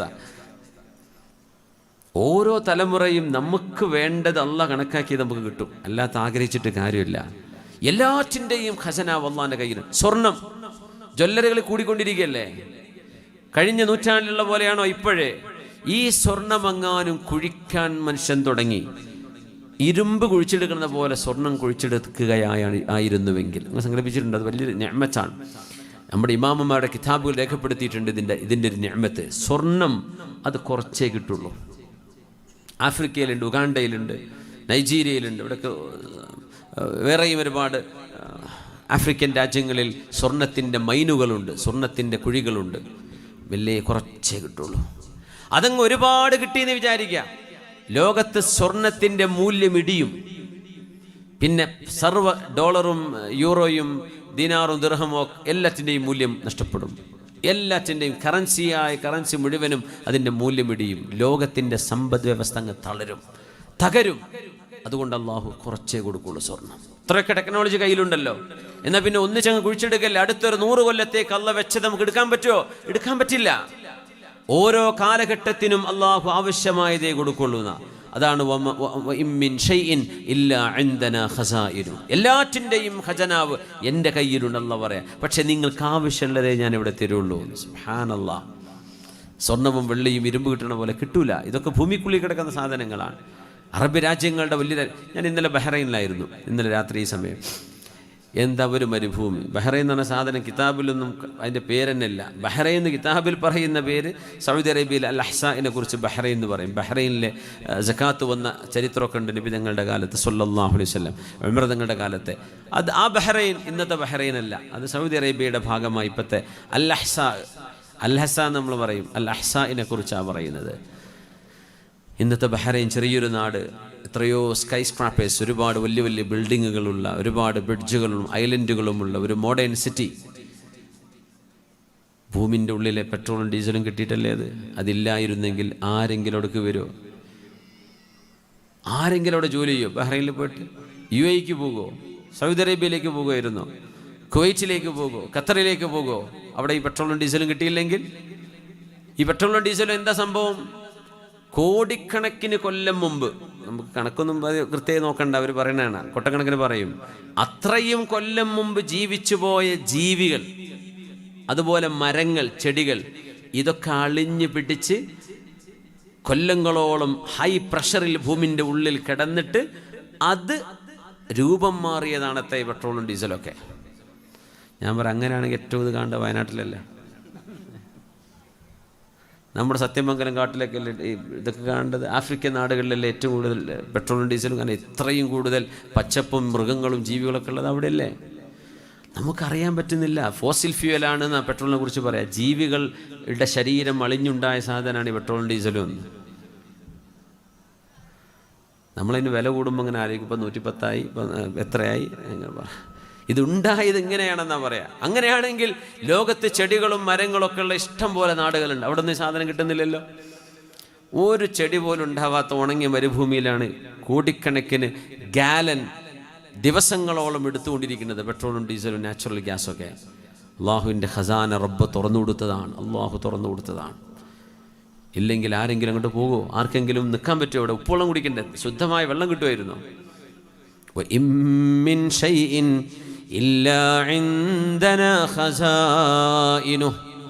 അള്ളാഹു ഭൂമിക്കുള്ളിൽ കിടക്കുന്ന സാധനങ്ങളുടെ ഖസാനകളെ റബ്ബ് അൺലീഷ് ചെയ്ത് തന്നപ്പോഴാണ് നമുക്കത് ആക്സസ് ചെയ്യാൻ പറ്റിയത്. സുബ്ഹാനല്ലാഹ്.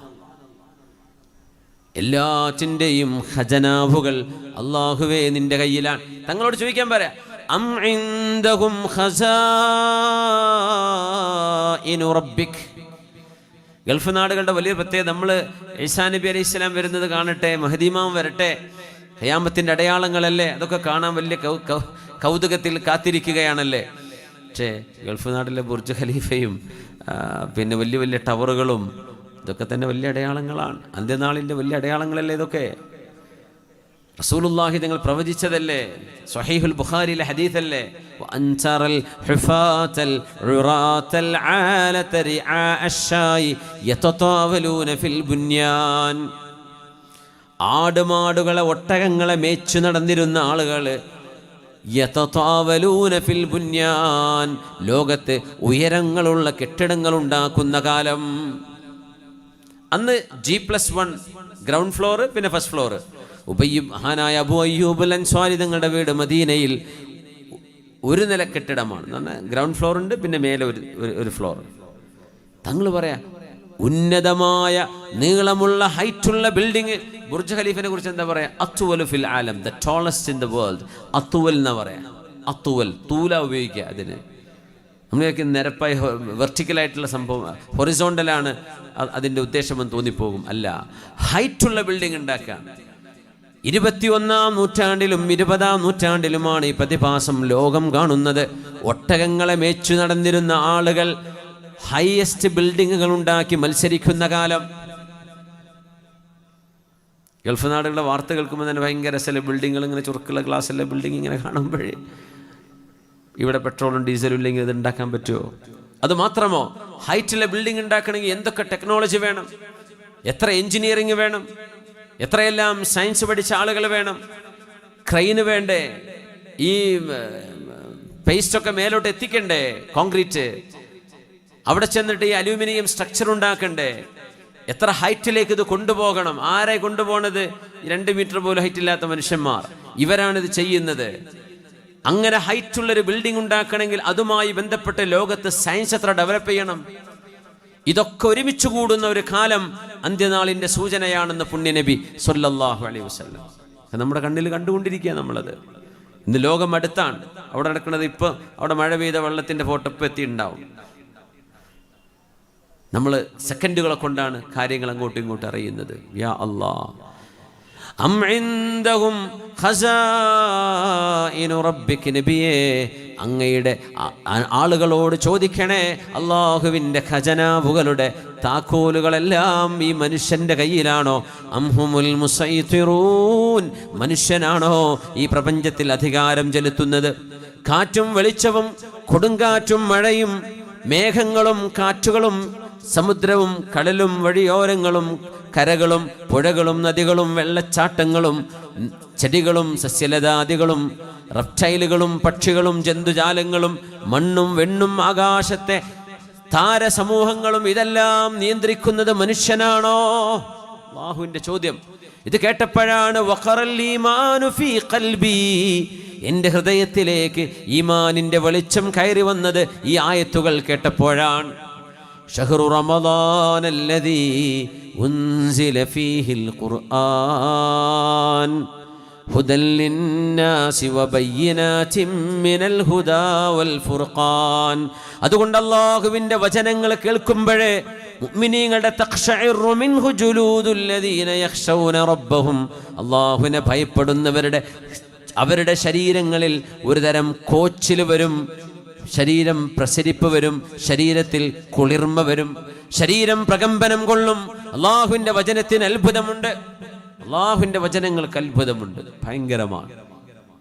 മിനിഞ്ഞാന്ന്, അത് വെള്ളിയാഴ്ച, മിനിഞ്ഞാന്ന് ഇന്നലെ വെള്ളിയാഴ്ച, ഇന്നലെ വെള്ളിയാഴ്ച രാവിലെ ഞങ്ങൾക്ക് അബുദാബിയിലെ എൻ്റെ സ്കൂളിൽ റമദാനെ സംബന്ധിച്ച് ഒരു പ്രസൻറ്റേഷൻ, കുട്ടികൾ അവിടുത്തെ ബാക്കിയുള്ള കുട്ടികൾക്ക് എന്താണ് റമദാൻ, എന്താണ് ഇഫ്താർ, എന്താണ് അത്താഴം, എന്താണ് ഖുർആൻ, ഇതൊക്കെ പറഞ്ഞു കൊടുക്കുന്ന ഒരു 20 മിനിറ്റ് പ്രസൻറ്റേഷൻ.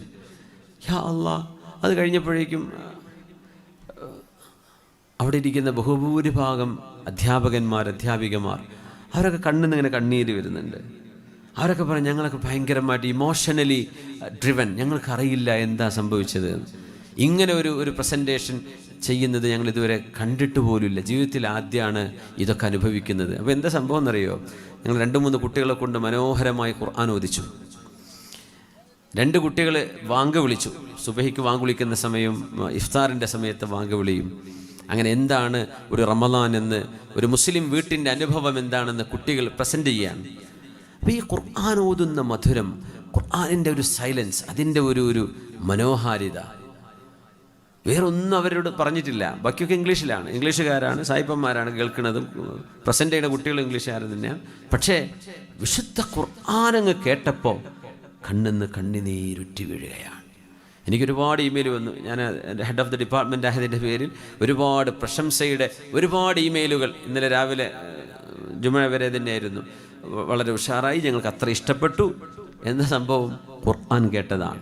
ഖുർആനിനൊരു ഭയങ്കര മധുരിമയുണ്ട്. അത് നമ്മൾ ശരിക്കും ഒന്ന് ഇരുന്ന് ആസ്വദിക്കാൻ നിന്നാൽ ശരിക്കും കോരിത്തരിക്കും. അമേരിക്കക്കാരിയായൊരു പാട്ടുകാരിയുണ്ട്, ജെന്നിഫർ ഗ്രൗട്ട് എന്നവളെ പേര്. അവളിപ്പോൾ ഇസ്ലാം സ്വീകരിച്ച് മുഖമക്കനെ കെട്ട് മനോഹരമായിട്ട് ഖുർആൻ ഓതുന്നുണ്ട്. ചിലപ്പോൾ കണ്ടിട്ടുണ്ടാവും. ജെന്നിഫർ ഗ്രൗട്ട് എന്ത് മനോഹരമാണ് ഖുർആൻ. ശരിക്ക് അബ്ദുൽ ബാസിത്ത് അബ്ദുൽ സമദ് റഹിമഹുല്ല അദ്ദേഹത്തിൻ്റെ ആ ശൈലിയിലൊക്കെ ഖുർആൻ അങ്ങ് ഓതുന്നുണ്ട്. എന്ത് മനോഹരം. അമേരിക്കക്കാരെ, പക്ഷേ അവർക്കൊരു അറബ് ഒറിജിൻ ഉണ്ട് തോന്നുന്നു അവരുടെ ഭാഷ കേൾക്കുമ്പോൾ. അത്രയും പെട്ടെന്ന് ഒരു അമേരിക്കക്കാരൊന്നും ഇങ്ങനെ ഒരു അറബ് ഭാഷ സംസാരിക്കാൻ കഴിയില്ല. ഇന്ന് ഹിജാബ് ധരിച്ച് അച്ചടക്കത്തിൽ, യാ അല്ലാഹ്, ആ പെൺകുട്ടി 24-ാമത്തെ വയസ്സിൽ ഇസ്ലാം സ്വീകരിച്ചപ്പോൾ തൻ്റെ ഉമ്മയോട് പറയാണ്, mom I M a Muslim, ഞാനൊരു മുസ്ലിമാണ് ഉമ്മ എന്ന് പറഞ്ഞപ്പോൾ ജെന്നിഫർ തൻ്റെ അനുഭവം പറയുന്നുണ്ട്. എൻ്റെ ഉമ്മക്ക് തീരെ ഇഷ്ടമായില്ല ഞാൻ മുസ്ലിമായത്. ഉമ്മ പറഞ്ഞൊരു വാക്കുണ്ട്, I would rather love to hear you are prostitute than becoming a Muslim. നീ ഒരു മുസ്ലിമാണ് എന്ന് പറഞ്ഞ് കേൾക്കുന്നതിനേക്കാളും ഞാൻ ഇഷ്ടപ്പെടുന്നത് നീ ഒരു വേശ്യയായി മാറിയിട്ടുണ്ട് എന്ന് കേൾക്കാനായിരുന്നു. അവൾ പറഞ്ഞാൽ ഷോക്കായി പോയി എന്ന്. സ്വന്തം ഉമ്മയെ പറയുന്നത്. പക്ഷേ ഖൽബിലേക്ക് ഈമാൻ കയറി കഴിഞ്ഞു. ജെന്നിഫർ ഇസ്ലാം പഠിച്ചു. കഴിഞ്ഞ റമദാനിൽ അവളൊരു TV ഇസ്ലാമിക് ചാനലിന് ചില പ്രോഗ്രാമുകൾ ചെയ്തു. അപ്പോൾ അവർ പറയുന്നുണ്ട്, എൻ്റെ ഉമ്മ എനിക്ക് ടെക്സ്റ്റ് മെസ്സേജ് അയച്ചു, my daughter you have become A better person. എൻ്റെ പ്രിയപ്പെട്ട മോളെ, എൻ്റെ പ്രോഗ്രാമുകൾ ഞാൻ കാണുന്നുണ്ട്, നീ ഇപ്പോൾ ഒരു നല്ല മനുഷ്യനായിട്ടുണ്ട് മോളെ, നീ ഒരു നല്ല ആളായി മാറിയിട്ടുണ്ട്. ഉമ്മാക്ക് ഇപ്പോൾ ഇതിങ്ങനെ അഡ്ജസ്റ്റ് ചെയ്ത് വന്നു. ആദ്യം ഉമ്മാക്ക് വേണ്ടായിരുന്നു, നീ മുസ്ലിം ആവുക, വേറെ എന്തെങ്കിലും ആയിക്കൂടായിരുന്നു എന്ന് ചോദിച്ചു. പലരും ഈ മതത്തെ തെറ്റിദ്ധരിച്ചത് അങ്ങനെയാണ്. പക്ഷെ അതിൻ്റെ ഉള്ളിലേക്ക് വന്നാൽ അവരറിയും ഇത് സ്വർഗമാണ്. ഖുർആൻ അറിയണം, പുണ്യ നബിയെ പഠിക്കണം സല്ലല്ലാഹു അലൈഹി വസല്ലം. നമുക്ക് കിട്ടിയ നിധികളാണത്. ഇതിൻ്റെ മൂല്യം എന്താ നമുക്കറിയില്ല. നമ്മൾ അതിനൊന്നും സമയം കണ്ടെത്തുന്നില്ല. നമ്മൾ എന്തൊക്കെയോ അതും ഇതും വായിച്ചിട്ടും പറഞ്ഞിട്ടും കേട്ടിട്ടും സമയം കളയാണ്. പുണ്യ ഹബീബിൻ്റെ ഹദീസുകൾ, അള്ളാഹുവിൻ്റെ വചനങ്ങൾ, ജെന്നിഫർ ഗ്രൗട്ടിൻ്റെ മനോഹരമായ ഖുർആൻ പാരായണങ്ങൾ ഇന്ന് സോഷ്യൽ മീഡിയയിലൊക്കെ സുലഭമായിട്ട് കാണാൻ കഴിയും. മനോഹരമായ ഖുർആൻ പാരായണം. ഉമർ ഇബ്നുൽ ഖത്താബ് റളിയല്ലാഹു അൻഹു ഇസ്ലാം സ്വീകരിക്കുന്നത് വിശുദ്ധ ഖുർആൻ കേട്ടുകൊണ്ടല്ലേ. ത്വാഹ മാ അൻസൽനാ ഹാദൽ ഖുർആന ലിതഷ്ഖാ. ഹബീബായ നബി തങ്ങളെ കൊല്ലാൻ വേണ്ടി വന്ന ആളല്ലേ ഉമർ ഇബ്നുൽ ഖത്താബ് റളിയല്ലാഹു അൻഹു. നബി തങ്ങളെ കൊല്ലാൻ വേണ്ടി വന്നതാ. കാരണം ഉമർ എന്നവർ ആജാനുബാഹുവായ മനുഷ്യനാണ്. ഉമർ എന്നവരുടെ വാപ്പമാർ മക്കയിലെ ജഡ്ജിമാരാണ്. അവര് ജുഡീഷ്യറിയാണ്. ഉമർ തങ്ങളുടെ കുടുംബം തന്നെ ജഡ്ജിമാരുടെ കുടുംബമാണ്. അപ്പൊ ആർക്കൊന്നും പറയാനില്ല. അവരല്ലേ ജഡ്ജ്. അവർ കൊന്നാലും കുഴിച്ചിട്ടാലും ആരെന്ത് പറയാനാ? മക്കയിലെ ജഡ്ജിമാരാണ്.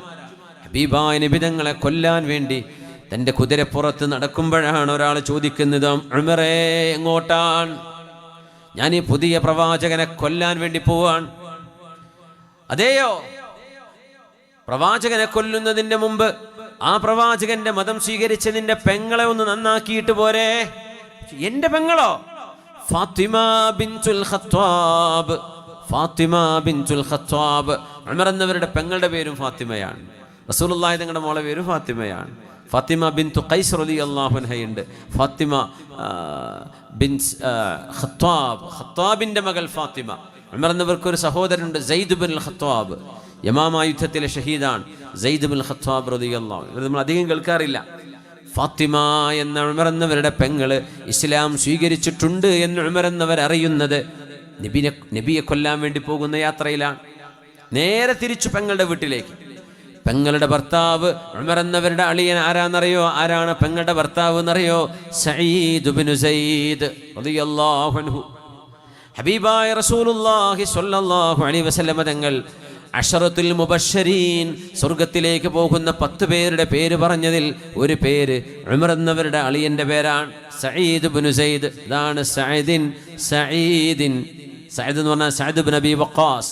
സഈദ് എന്ന് പറഞ്ഞാൽ സഈദ് ഇബ്നു സൈദ്, ഉമർ എന്നവരുടെ പെങ്ങളുടെ ഭർത്താവ്. സഈദിൻ സുബൈർ ഇബ്നുൽ അവ്വാം. ആരാ സുബൈർ ഇബ്നുൽ അവ്വാം? സിദ്ദീഖ് എന്നവരുടെ പുതിയാപ്പിളയാ, അസ്മാ ബീവിന്റെ ഭർത്താവ്. സുബൈർ ഇബ്നുൽ അവ്വാം, സഈദിൻ സുബൈറിൻ ത്വൽഹത്ത് ഇബ്നു ഉബൈദില്ലാഹ്. ഉഹുദിൽ അല്ലാഹുവിന്റെ റസൂലിന് വേണ്ടി മദിൽ തീർത്ത സുഹാബിയാണ് മഹാനായ ത്വൽഹ റളിയല്ലാഹു അൻഹു.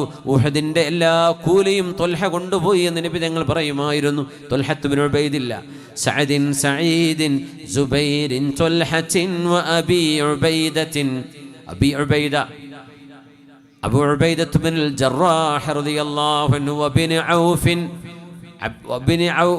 ഔഫ് അബ്ദുറഹ്മാൻ ഇബ്നു ഔഫ് റളിയല്ലാഹു അൻഹു. പിന്നെ 4 ഖലീഫമാർ, സിദ്ദീഖ് എന്നവർ, ഉമർ എന്നവർ, ഉസ്മാൻ എന്നവർ, അലിയാർ, അങ്ങനെ 10 പേര്. ثم الرضا عن أبي بكر وعن عمر وعن علي وعن عثمان ذي الكرم سعيد زبير طلحة وأبي عبيدة وابن عوف عاشر الكرم مولاي صل وسلم دائما أبدا على حبيبك خير الخلق كلهم. സഈദ് ഇബ്നു സൈദ് റളിയല്ലാഹു അൻഹുവും ഭാര്യയായ ഫാത്തിമ ബിൻതുൽ ഖത്താബ് റളിയല്ലാഹു അൻഹ, അവർ ഖുർആൻ പഠിക്കുന്ന ഒരു ഖുർആൻ ട്യൂട്ടർ അവിടെ വന്നിട്ടുണ്ട്, ഖുർആൻ പഠിപ്പിക്കുന്ന ഉസ്താദ്. അത് മറ്റാരുമല്ല ഖബ്ബാബ് ഇബ്നുൽ അറത്ത് റളിയല്ലാഹു അൻഹു. ഇവർ 3 പേരും ഖുർആൻ പഠിക്കുമ്പോഴാണ് ഉമർ റളിയല്ലാഹു അൻഹു കുതിരപ്പുറത്ത് വാളുമായിട്ട് വരുന്നത്. ആ വരുന്ന വരവ് കണ്ടപ്പോഴേ ഉസ്താദോടി ഖബ്ബാബ് തങ്ങളോ ഒരൊറ്റ ഓട്ടം. ഉമർ എന്നവർ വരുന്നുണ്ട്, സംഗതി പക്ഷകാണ്. ഭർത്താവും ഓടി. സഈദ് ഇബ്നു സൈദ് എന്നവര് വീടിന്റെ പുറകിൽ പോയി ഒളിച്ചിരുന്നു. പിന്നെ പെങ്ങളാണ്, പെങ്ങളുടെ വീടല്ലേ, എന്ത് ചെയ്യാനാ, ആങ്ങളെ വരുന്നത്. നേരെ വന്നു, ഫാത്തിമ നീ നമ്മുടെ മതം വിട്ട് പോയിട്ടുണ്ടോ? ഫാത്തിമ റളിയല്ലാഹു അൻഹ പറഞ്ഞു, അസ്ലംതു, ഞാൻ മുസ്ലിമത്താൻ. ഒരൊറ്റടി അടിച്ചു ഉമർ എന്നവർ മുഖത്ത്. വല്ലാത്ത ആഴമുള്ള വേദനയുള്ള ശക്തമായ അടി. ആ അടിയിൽ ഫാത്തിമയുടെ റളിയല്ലാഹു അൻഹയുടെ, നബിൻ്റെ മോളല്ല, ഉമർ എന്നവരുടെ പെങ്ങളായ ഫാത്തിമ, അവരുടെ മുഖത്തൊരു പൊട്ട് വന്നു. ചോര ഒലിച്ചു കവിളിലൂടെ. ചോര എങ്ങനെ ഒലിക്കാണ്? ചോര കണ്ടപ്പോൾ ഉമർ എന്നവർ പേടിച്ചു. പെങ്ങളല്ലേ, ആങ്ങളെയും പെങ്ങളും എന്ന ബന്ധം, ആ ഒരു ശുഊർ, ആ ഒരു ബന്ധം ഉമർ എന്നവരുടെ മനസ്സിലേക്ക് കയറി വന്നു. ഉമർ എന്നവർ ഇമോഷണലായി. എൻ്റെ പെങ്ങളെ ഞാൻ ഇത്രത്തോളം ദ്രോഹിച്ചോ എന്ന് ഉമർ എന്നവർക്ക് സങ്കടമായി. പെങ്ങളുടെ മുഖത്ത് നിന്ന് ചോരയുടെ പാടുകൾ ഇങ്ങനെ ഉമർ എന്നവർ കൈകൊണ്ട് തടവി കൊടുത്തിട്ട്, പെങ്ങളെ എനിക്ക് ദേഷ്യം വന്നപ്പോൾ സംഭവിച്ചതാണ്, മാപ്പാക്കണേ. ഇത് പറഞ്ഞപ്പോൾ ഫാത്തിമ റളിയല്ലാഹു അൻഹക്ക് തോന്നി ഉമർ എന്നവരുടെ മനസ്സ് പാകമായിട്ടുണ്ട്. ദേഷ്യം വരുമ്പോൾ ഒരു മനുഷ്യന് ഹഖീഖത്തുകൾ കാണാൻ കഴിയില്ല, യാഥാർത്ഥ്യം കാണാൻ കഴിയില്ല. ഉമർ എന്നവരുടെ ആ ദേഷ്യം അടങ്ങുകയും ഉമർ എന്നവർ ഇമോഷണലായി ചിന്തിക്കുകയും ചെയ്തപ്പോൾ ഫാത്തിമ റളിയല്ലാഹു അൻഹ പറഞ്ഞു, ഉമറേ, ഞങ്ങൾ ഓതിയിരുന്ന ഗ്രന്ഥം നീ വേണമെന്ന് ചോദിച്ചില്ലേ? അതെനിക്ക് തരാൻ പറ്റാത്തത് കൊണ്ടാണ്. നീ ശുദ്ധിയായിട്ട് വന്നാൽ നിന്റെ കയ്യിൽ ഞാൻ തരാം. സ്വന്തം പെങ്ങളുടെ ചോര കണ്ട് മനസ്സിനുള്ളിൽ സ്നേഹവും ആർദ്രതയും തിരിച്ചു വന്ന ഫാറൂഖ് റളിയല്ലാഹു അൻഹു കുളിച്ചു വരികയും കൂടെ ചെയ്തപ്പോഴേ ഫാത്തിമ റളിയല്ലാഹു അൻഹ, ഫാത്തിമ ബിൻതുൽ ഖത്താബ്, അവർ പഠിച്ചിരുന്ന ഖുർആൻ എഴുതി വെച്ച തോൽ കഷ്ണം ഉമർ എന്നവരുടെ കയ്യിൽ കൊടുത്തു, വായിച്ചോ, ഇതാണ് ഖുർആൻ, സൂറത്ത് ത്വാഹയാണ്. ബിസ്മില്ലാഹിർ റഹ്മാനിർ റഹീം. ത്വാഹ മാ അൻസൽനാ അലൈക്കൽ ഖുർആന ലിതശ്ഖാ ഇല്ലാ തദ്കിറതൻ ലിമൻ യഖ്ശാ മാ ഹാദാ ഖൗലുൽ ബശർ. പെങ്ങളെ ഫാത്തിമ, ഇതൊരു മനുഷ്യന് പറയാൻ കഴിയുന്ന വാക്കുകളല്ലല്ലോ, ഇതൊരു മനുഷ്യന്റെ വാക്കുകളല്ല, ഇത് മനുഷ്യർക്ക് പറയാൻ കഴിയില്ല. കവിത എന്താണെന്ന് എനിക്കറിയാം, ജ്യോത്സ്യന്റെ വാക്കുകളും എനിക്കറിയാം. ഇത് രണ്ടും രണ്ടാണ്. ഈ വാക്കുകൾ മനുഷ്യൻ്റേതല്ല. എനിക്കും നിന്റെ മതത്തിൽ ചേരണം, എനിക്കും മുസ്ലിമാവണം. അങ്ങനെ ഹബീബിന്റെ മുമ്പിലേക്ക് പോയ ആളാ ഫാറൂഖ് റളിയല്ലാഹു അൻഹു. ഖുർആൻ കേട്ടതാണ്. ഫാറൂഖ് റളിയല്ലാഹു അൻഹുവിനെ പോലെ, അതല്ലെങ്കിൽ അംറു ബിൻ ഹിഷാമിനെ പോലെ ഒരാളെ ഇസ്ലാമിലേക്ക് ലഭിക്കണേ എന്ന് നബി തങ്ങൾ അള്ളാഹിനോട് ദുആ ഇരക്കുമായിരുന്നു. അല്ലാഹുമ്മ അയ്യിദിൽ ഇസ്ലാം ബി അഹദിൽ ഉമറൈൻ. രണ്ടാലൊരു ഉമറിനെ കൊണ്ട്, ഒന്നുകിൽ അംറു ബിൻ ഹിഷാം അല്ലെങ്കിൽ ഉമർ ബിൻ ഖത്താബ്. കിട്ടിയത് ഉമർ തങ്ങളെയാണ് റളിയല്ലാഹു അൻഹു. ഹിദായത്ത് വലിയ അത്ഭുതമുള്ള വിഷയമാണ്. ചില ആളുകൾക്ക് അത് കിട്ടുന്നത് സ്പാർക്ക് മതി.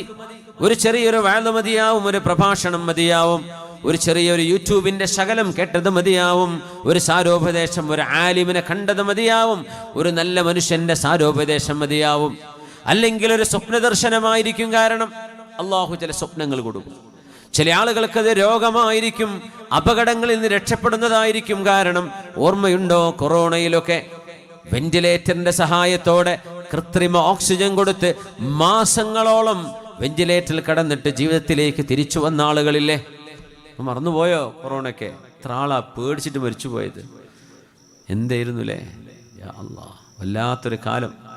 ആരാ പച്ചയായ മനുഷ്യൻ, ആരെയാണ് പൈസയെ സ്നേഹിക്കുന്നത് എന്നൊക്കെ തിരിച്ചു തരാൻ അള്ളാഹു ഉണ്ടാക്കിയൊരു പണിയായിരുന്നു അത്. സ്വന്തം ഉടപ്പുറപ്പിനെ വീട്ടിലേക്ക് കയറ്റിയിട്ടില്ല, സ്വന്തം ഭർത്താവിനെ. അല്ലേ? എത്ര ആൾക്കാർ, എത്ര കഥ ഉണ്ടങ്ങനെ. ഇങ്ങോട്ട് വരണ്ടട്ടോ, ജലദോഷം പിടിച്ചതാ, പേടിപ്പിച്ചിട്ടേ. എന്താണെങ്കിലും മരിക്കുകയാണെങ്കിൽ നമുക്ക് ഒരുമിച്ച് മരിച്ചൂടെ, നിങ്ങളിങ്ങോട്ട് വരിൻ എന്ന് പറയേണ്ട പെണ്ണ് പറയാ, എൻ്റെ പരിസരത്ത് വരലിട്ടോ. എന്നിട്ട് നായക്ക് ഭക്ഷണം കൊടുക്കണ പോലെ എത്തിച്ചു കൊടുക്കുക. അത് കാണാതിരിക്കാൻ കർട്ടട്ടുക, കണ്ടിട്ടെങ്ങാനും കൊറോണ വന്നാലോ. ഇതൊക്കെ കഴിഞ്ഞിട്ടാണ് നമ്മൾ ഇരിക്കണത്. അള്ളാഹു ആ ഒരു മഹാദുരന്തത്തിൽ മരിച്ചുപോയ നമ്മുടെ സഹോദരിമാർ, നമ്മുടെ സഹോദരങ്ങൾ, വല്യപ്പമാർ, ഉപ്പമാർ, ചെറുപ്പക്കാർ, അള്ളാഹു നീ അവർക്കൊക്കെ സ്വർഗം കൊടുക്കണേ പടച്ചവനെ, സ്വർഗം കൊടുക്കണേ റബ്ബേ, സ്വർഗം കൊടുക്കണേ പടച്ചവനെ. യാ അല്ലാഹ്, ഹക്കും ബാത്തിലും അള്ളാഹു വേർതിരിക്കുന്ന ചില രീതികളുണ്ട്. ജീവിതത്തിലേക്ക് അങ്ങനെ തിരിച്ചു വരുമ്പോൾ ഭയങ്കര മാറ്റങ്ങളുണ്ടാകും. ചില ആക്സിഡൻറ്റുകൾ അങ്ങനെയാണ്. വണ്ടി മറിഞ്ഞ് മറിഞ്ഞ് മറിഞ്ഞ് മറിഞ്ഞ് ആ വാഹനം ടോട്ടൽ ലോസ് ആയിരിക്കും, വണ്ടി ഉപയോഗിക്കാൻ പറ്റൂല. പക്ഷെ എൻ്റെ ഉള്ളിൽ ആള് ഒരു കുഴപ്പമില്ലാണ്ട് പുറത്തേക്ക് വന്നിട്ടുണ്ടാവും. യാ അല്ലാഹ്, മരണത്തിൽ നിന്ന്, ഖബറിൽ നിന്ന് എഴുന്നേറ്റ് പോലെ പോകുന്നത് പോലെയല്ലേ അത്. ചില ആളുകൾക്ക് അതായിരിക്കും ജീവിതത്തിലേക്ക് തിരിച്ച്. ഇനിക്ക് നിസ്കരിക്കണം. വീട്ടിലെ ഉമ്മയോ വാപ്പയോ മരിച്ചത് മുതൽ നിസ്കാരം തുടങ്ങുന്ന എത്ര ആൾക്കാരുണ്ടെന്നാ? അതുവരെ നിസ്കരിക്കൂല, യാസീൻ ഓതിയിട്ടുണ്ടാവില്ല, ഉമ്മാക്കുപ്പാക്ക് വേണ്ടി ഒരു നന്മ ചെയ്തിട്ടുണ്ടാവില്ല.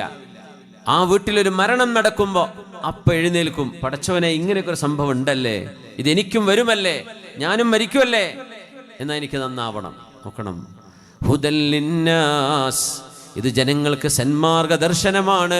ആ ദർശനത്തിന്റെ പൂന്തോട്ടം തുറന്നു വെച്ച് ഖുർആൻ കാത്തിരിക്കുകയാണ്. കയറി വരുന്നുണ്ടോ? വബയ്യിനാതിൻ മിനൽ ഹുദാ വൽ ഫുർഖാൻ ഫമൻ ഷഹിദ മിൻകുമുശ് ശഹ്റ ഫൽയസും. അതുകൊണ്ട് റമദാനിനെ വരവേൽക്കുമ്പോൾ റമദാൻ നമ്മളെ സ്വീകരിക്കാനുള്ള പരുവത്തിലായിരിക്കണം. നമ്മൾ റമദാനിനെ സ്വീകരിക്കുന്ന നമ്മളെ, റമദാനോട് അഹ്ലൻ എന്ന് പറയുന്ന നമ്മളെ, റമദാനിനെ ഇഷ്ടപ്പെടണം. അതിന് നമ്മളിൽ മുഅ്മിനീങ്ങളുടെ, സജ്ജനങ്ങളുടെ സ്വഭാവം ഉണ്ടാവണം. അല്ലാഹു നമ്മുടെ ഖൽബുകളെ ശുദ്ധിയാക്കി തരട്ടെ, നമ്മുടെ സ്വഭാവങ്ങളെ നന്നാക്കി തരട്ടെ, നമ്മുടെ പ്രശ്നങ്ങളെ റബ്ബ് പരിഹരിച്ചു തരട്ടെ. ആമീൻ യാ റബ്ബൽ ആലമീൻ. മാലിക് ഇബ്നു ദീനാർ റഹ്മത്തുള്ളാഹി അലൈഹി വീട്ടിൽ തഹജ്ജുദ് നിസ്കരിച്ചുകൊണ്ടിരിക്കുമ്പോഴാണ് ഒരു കള്ളൻ വീട്ടിൽ കയറുന്നത്. മാലിക് ഇബ്നു ദീനാർ റഹ്മത്തുള്ളാഹി തആല അലൈഹി അൽ മുഹദ്ദിസുർ റബ്ബാനി വൽ ആലിമു സ്വമദാനി, അല്ലാഹുവിന്റെ ദീനിന്റെ വലിയൊരു ആലിമാൻ, ഹദീസ് പണ്ഡിതനാണ്, വലിയ സൂഫി വര്യനായിരുന്ന മാലിക് ഇബ്നു ദീനാർ റഹ്മത്തുള്ളാഹി അലൈഹി വീട്ടിലേക്ക് രാത്രി തഹജ്ജുദ് നിസ്കരിക്കുകയാണ്. അന്ന് നമ്മുടെ വീടുകളിലെ പോലെ വാതിലുകളൊന്നും അത്ര സ്ട്രോങ് അല്ല, ചാരി വെക്കുകയേ ചെയ്യുള്ളൂ, ആരും കയറും. ഒരു കള്ളൻ കയറിയിട്ട് മഹാനവറുകൾ നിസ്കരിച്ചുകൊണ്ടിരിക്കുമ്പോൾ കള്ളന് ധൈര്യമായി, നിസ്കരിക്കുമ്പോൾ എന്താണ്, നിസ്കാരം മുറിക്കൂലല്ലോ. ഇവർ കൂളായിട്ട് ഇങ്ങനെ അലമാരൊക്കെ തപ്പിയിട്ട് ഒരു സാധനം കിട്ടിയിട്ടില്ല. അപ്പോൾ ഈ സലാം വീട്ടിയതോ അറിഞ്ഞതുമില്ല. ഇമാമല്ല സലാം വീട്ടി, അല്ല ഒന്നും കിട്ടിയില്ലേ എന്ന് ചോദിച്ചു. അപ്പോൾ അയാൾ പറഞ്ഞു ഒന്നും കിട്ടിയില്ല. ദുന്യാവ് എന്തായാലും കിട്ടിയില്ല, ആഖിറത്തിൻ്റെ കാര്യത്തിൽ വല്ല താല്പര്യം ഉണ്ടോ എന്ന് ചോദിച്ചു. അപ്പോൾ ഈ കള്ളന് നാണം കൊണ്ട് എന്നാ ആയിക്കോട്ടെ എന്ന് പറഞ്ഞു. പോയി ഒതുകൊടുത്തു വാ, ഞാൻ നിസ്കരിക്കാൻ പഠിപ്പിച്ചരാന്ന് പറഞ്ഞു. അങ്ങനെ ആ കള്ളനെ കൊണ്ട് ഒതുപിടിപ്പിച്ചു. അവൻ ഒതുകൊടുത്തു. 2 റക്അത്ത് തഹജ്ജുദ് നിസ്കരിപ്പിച്ചു മാലിക് ഇബ്നു ദീനാർ റഹ്മത്തുള്ളാഹി തആല അലൈഹി. അവിടെ മുതൽ ആ മനുഷ്യൻ നന്നായി. സുബഹിക്ക് 2 ആളും കൈപിടിച്ചു. കക്കാൻ വന്ന കള്ളനായത്. അങ്ങനെ ആളുകൾ ചോദിച്ചു, മാലിക് ഇബ്നു ദീനാർ ഇത് ആരാന്ന് ചോദിച്ചു. സറഖന ഫസറഖന, മൂപ്പർ ഇന്നെ കക്കാൻ വന്ന, ഞാൻ മൂപ്പരെ കട്ടു എന്ന് പറഞ്ഞു മാലിക് ഇബ്നു ദീനാർ തങ്ങൾ. അങ്ങനെ നന്നായൊരു മനുഷ്യനുണ്ട്. സുബ്ഹാനല്ലാഹ്. അതുവരെ നിസ്കരിച്ചിട്ടില്ല. വുളു എടുത്ത് നിസ്കരിച്ചപ്പോഴാണ് റബ്ബേ നിസ്കാരത്തിന് ഇത്രത്തോളം മധുരമുണ്ടോ, നിസ്കാരത്തിന് ഇത്രത്തോളം മധുരമുണ്ടോ എന്നറിയുന്നത്. യാ അല്ലാഹ്, എന്നെ മോഷ്ടിക്കാൻ വന്നതാ, ഞാൻ അവനെ മോഷ്ടിച്ചു എന്ന് പറഞ്ഞു മാലിക് ഇബ്നു ദീനാർ റഹ്മത്തുള്ളാഹി തആല അലൈഹി. സാദാൻ എന്ന് പറയുന്ന വലിയൊരു കവിയുണ്ട്. ബഗ്ദാദ് കണ്ട, ലോകം കണ്ട പ്രഗത്ഭനായിരുന്ന കവിയായിരുന്നു ഒരു കാലത്ത് സാദാൻ. ഒരുപാട് ആളുകൾ അവരുടെ കച്ചേരി കേൾക്കാൻ വേണ്ടി വരും, പാട്ട് കേൾക്കാൻ വേണ്ടി വരും. ബഗ്ദാദിൽ വലിയൊരു സംഘം ആളുകൾ സാദാന്റെ പാട്ട് കേൾക്കാൻ വേണ്ടി ഒരുമിച്ച് കൂടി. അവിടെ പാട്ട് നടക്കുമ്പോൾ മദ്യം നടക്കും. അങ്ങനെയാണ്, അനാശാസ്യങ്ങൾ ഉണ്ടാകും. അങ്ങനെ മദ്യക്കുപ്പിയും വെച്ച് സാദാൻ ബഗ്ദാദിന്റെ തെരുവിൽ പാട്ടുപാടിക്കൊണ്ടിരിക്കുമ്പോൾ ഒരു മഹാനായ മനുഷ്യൻ ഒരു വടിയും കൊണ്ട് ഇങ്ങനെ വന്ന് മദ്യത്തിന്റെ സർവ്വ കുപ്പികളെയും അടിച്ചു. അതിന്റെ ഭ്രാവടിച്ചു പൊളിച്ചു. എന്നിട്ട് ഒരൊറ്റ വാക്കാണ്, സാദാൻ ലൗ കാന ഹാദാ ഫീ ഗൈരി ഹാദാ ലകുൻത അൻത അൻത. സാദാനേ, നിന്റെ മനോഹരമായ ശബ്ദം, ആലാപന ഭംഗിയുള്ള, നല്ല കേൾക്കാൻ മധുരമുള്ള ഈ ശബ്ദം കൊണ്ട് നീ ഖുർആനെങ്ങാനും ഓതിയിരുന്നെങ്കിൽ നീ എത്ര വലിയ മഹാനാകുമായിരുന്നു. ഇതും പറഞ്ഞിട്ടങ്ങ് പോയി. സാദാൻ പാട്ട് നിർത്തി. എല്ലാവർക്കും ഭയങ്കര അത്ഭുതമായി. സാദാൻ ചോദിച്ചു, ആരാണത്? ആരാണത്? ആരാണ് ഈ മദ്യത്തിന്റെ കുപ്പിയെല്ലാം ഇവിടെ പൊട്ടിച്ചു പോയത്? എന്നെ ഉപദേശിച്ചു പോയ ആൾ ആരാണ്? ചെറിയൊരു ഹൈറ്റ് കുറഞ്ഞ മനുഷ്യനായിരുന്നു അത്. അവർ പറഞ്ഞു, ഇതറിയുമോ, ഇതാണ് സ്വഹാബി റസൂലില്ലാഹ്, പുണ്യ നബിയുടെ സ്വഹാബി, ഇറാഖിലേക്ക് ദഅവത്തിന് വേണ്ടി കടന്നു വന്ന ഹബീബിന്റെ സ്വഹാബി അബ്ദുല്ലാഹി ഇബ്നു മസ്ഊദ് റളിയല്ലാഹു അൻഹു. അബ്ദുല്ലാഹി ഇബ്നു മസ്ഊദ് റളിയല്ലാഹു അൻഹുവിന്റെ ശിഷ്യനായി മാറുകയാണ് ഈ സാദാൻ എന്നവര്. അദ്ദേഹം ആ പരിപാടി നിർത്തി. പിന്നെ വിശുദ്ധ ഖുർആനിന്റെ പാരായണമാണ്. പിന്നെ ബഗ്ദാദിന്റെ തെരുവുകളിൽ ശാന്തമായ ഖുർആൻ ഓതുകയും ആ ഖുർആൻ കേൾക്കാൻ ആയിരക്കണക്കിന് ആളുകൾ, ഗാനമേളക്ക് വന്നിരുന്ന ആളുകളല്ല, ഇത് പുതിയ ആളുകൾ. മഹാനായ സാദാൻ റഹിമഹുല്ലയെ കേൾക്കാൻ വേണ്ടി വരുമായിരുന്നു മഹാനവറുകൾ. പിന്നീട് ഖുർആൻ ഓതുന്ന ഖാരിആയി, ആലിമായി അബ്ദുല്ലാഹി ഇബ്നു മസ്ഊദ് റളിയല്ലാഹു അൻഹുവിന്റെ ശിഷ്യനായി മാറുന്നു. അതുകൊണ്ട് മദ്യപിച്ച് നടക്കുന്ന ചെറുപ്പക്കാർ, അല്ലെങ്കിൽ ലഹരിക്കടിമയായവർ, അവർ തീർന്നു, അവസാനിച്ചു എന്നൊരിക്കലും പറയല്ലേ. ഒരു ദിവസം വരും, ഒരു നാൾ വരും, ഒരു പ്രത്യേകമായ അനുഭവം അല്ലാഹു അവർക്ക് നൽകും. അവർ ഹിദായത്തിലേക്ക് തിരിച്ചു വരിക തന്നെ ചെയ്യും. കദാലിക കുന്നാ മിൻ ഖബൽ, നമ്മൾ മുമ്പ് അങ്ങനെ ആയിരുന്നില്ലേ എന്ന് അവിശ്വാസത്തിൽ നിന്ന് ദീനിലേക്ക് കടന്നു വന്നപ്പോൾ ചില സ്വഹാബികൾ അവരെ ഇങ്ങനെ ചെറുതായി കണ്ടപ്പോൾ ഖുർആൻ പറയുന്നു, നിങ്ങളും അവരെ പോലെ ആയിരുന്നില്ലേ, അല്ലാഹുവല്ലേ നിങ്ങൾക്ക് ഹിദായത്ത് നൽകിയത്. അതുകൊണ്ട് ഏതൊരു മനുഷ്യനും എവിടെയാണ്, എപ്പോഴാണ് ഹിദായത്തിന്റെ വെളിച്ചം അവരുടെ കൽബിലേക്ക് വരുന്നത് എന്ന് നമുക്ക് പറയാൻ കഴിയില്ല. ഈ റമദാൻ ഒരുപക്ഷേ ജീവിതത്തിൻ്റെ സമൂലമായ മാറ്റത്തിൻ്റെ ഒരനുഭവമായിരിക്കും ചില ആളുകൾക്ക്. ചില ആളുകൾക്ക് റമദാൻ നിലനിന്നു പോരുന്ന നന്മയെ നിലനിർത്താനുള്ള സഹായമായിരിക്കും. ചില ആളുകൾക്ക് റമദാൻ നന്മ വർദ്ധിപ്പിക്കാനുള്ള സമയമാണ്. ചില ആളുകൾക്ക് ജീവിതം എന്നേക്കുമായി മാറ്റാനുള്ള സമയമാണ്. റമദാൻ ഇതാ വന്നിരിക്കുന്നു.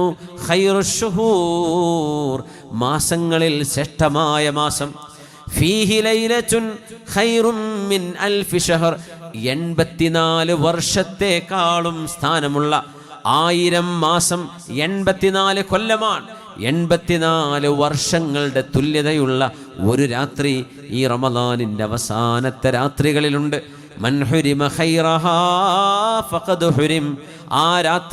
ആ രാത്രിയുടെ മഹത്വം ആർക്കെങ്കിലും സ്വീകരിക്കാൻ പറ്റാതെ പോയാൽ, ആ രാത്രിയുടെ മഹത്വം ആർക്കെങ്കിലും കിട്ടാതെ പോയാൽ ഫഖദ് ഹുരിം, അവർക്ക് നഷ്ടമാണ് സംഭവിച്ചത്, അവർക്കാണ് നഷ്ടം സംഭവിച്ചത് എന്ന് മഹാനായ റസൂലുള്ളാഹി സ്വല്ലല്ലാഹു അലൈഹി വസല്ലം.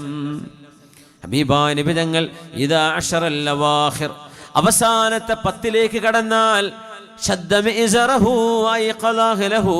അവിടുന്ന് മുണ്ട് മുറുക്കി ഉടുക്കുകയും തൻ്റെ വീട്ടുകാരെ, അവിടുത്തെ വീട്ടുകാരെ നിബിതങ്ങൾ വിളിച്ചു നിർത്തുകയും ചെയ്യും. ഇനി ഉറങ്ങരുതേ, ഇത് ഉറങ്ങാത്ത രാവുകളാണ്.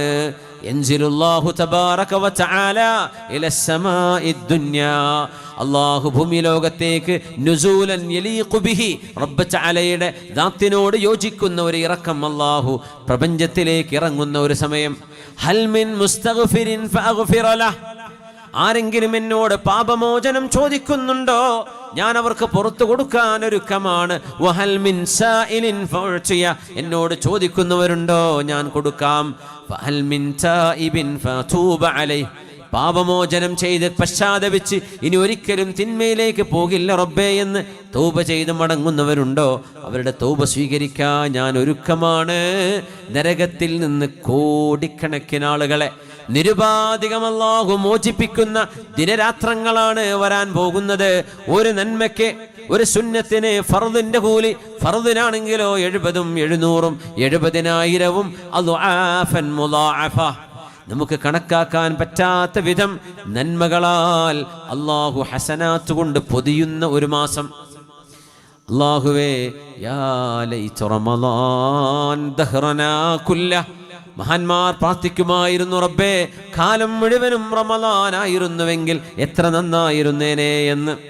റമളാനിന്റെ രാവുകൾ ഖിയാം നിന്ന് നിസ്കരിക്കുകയും അതിൻ്റെ പകലുകളിൽ സുയാം നോമ്പുകാരായി നിലനിൽക്കുകയും നമ്മുടെ നാവുകൊണ്ടും വാക്കുകൊണ്ടും പ്രവൃത്തി കൊണ്ടും അള്ളാഹുവിനനുസരിക്കുകയും ചെയ്ത് വയറിൻ്റെ വിശപ്പ് സഹിച്ച് ശരീരത്തിൻ്റെ ആഗ്രഹങ്ങളെ നിയന്ത്രിച്ച് അള്ളാഹുവിൻ്റെ മാലാഖമാർ, അവർ ഒരിക്കലും ഉറങ്ങുന്നവരല്ല, മലക്കുകൾ ഭക്ഷണം കഴിക്കുന്നവരല്ല, വലാ യതനാകഹൂൻ, അവർ കല്യാണം കഴിക്കുന്നവരുമല്ല. ആ മലക്കുകളുടെ സ്വഭാവമാണ് ഒരു പകലന്തിയോളം അല്ലാഹു നമ്മളോട് പറയുന്നത്. എന്തിന്? ലഅല്ലകും തത്തഖൂൻ, നിങ്ങൾ എന്നെ ഭയപ്പെടുന്നവരായി മാറാൻ വേണ്ടിയാണ്. വലിമൻ ഖാഫ മഖാമ റബ്ബിഹി ജന്നതാൻ ഫബിഅയ്യി ആലാഇ റബ്ബികുമാ തുകദ്ദിബാൻ. അള്ളാഹുവിൻ്റെ മഖാമിനെ പേടിച്ച് ആരാണോ ഭയപ്പെടുന്നത്, അള്ളാഹുവിനെ ഭയപ്പെടുന്നത്, വലിമൻ ഖാഫ മഖാമ റബ്ബിഹി ജന്നതാൻ, അള്ളാഹുവിനെ ഭയപ്പെടുന്ന ആളുകൾക്ക് 2 സ്വർഗമുണ്ട്.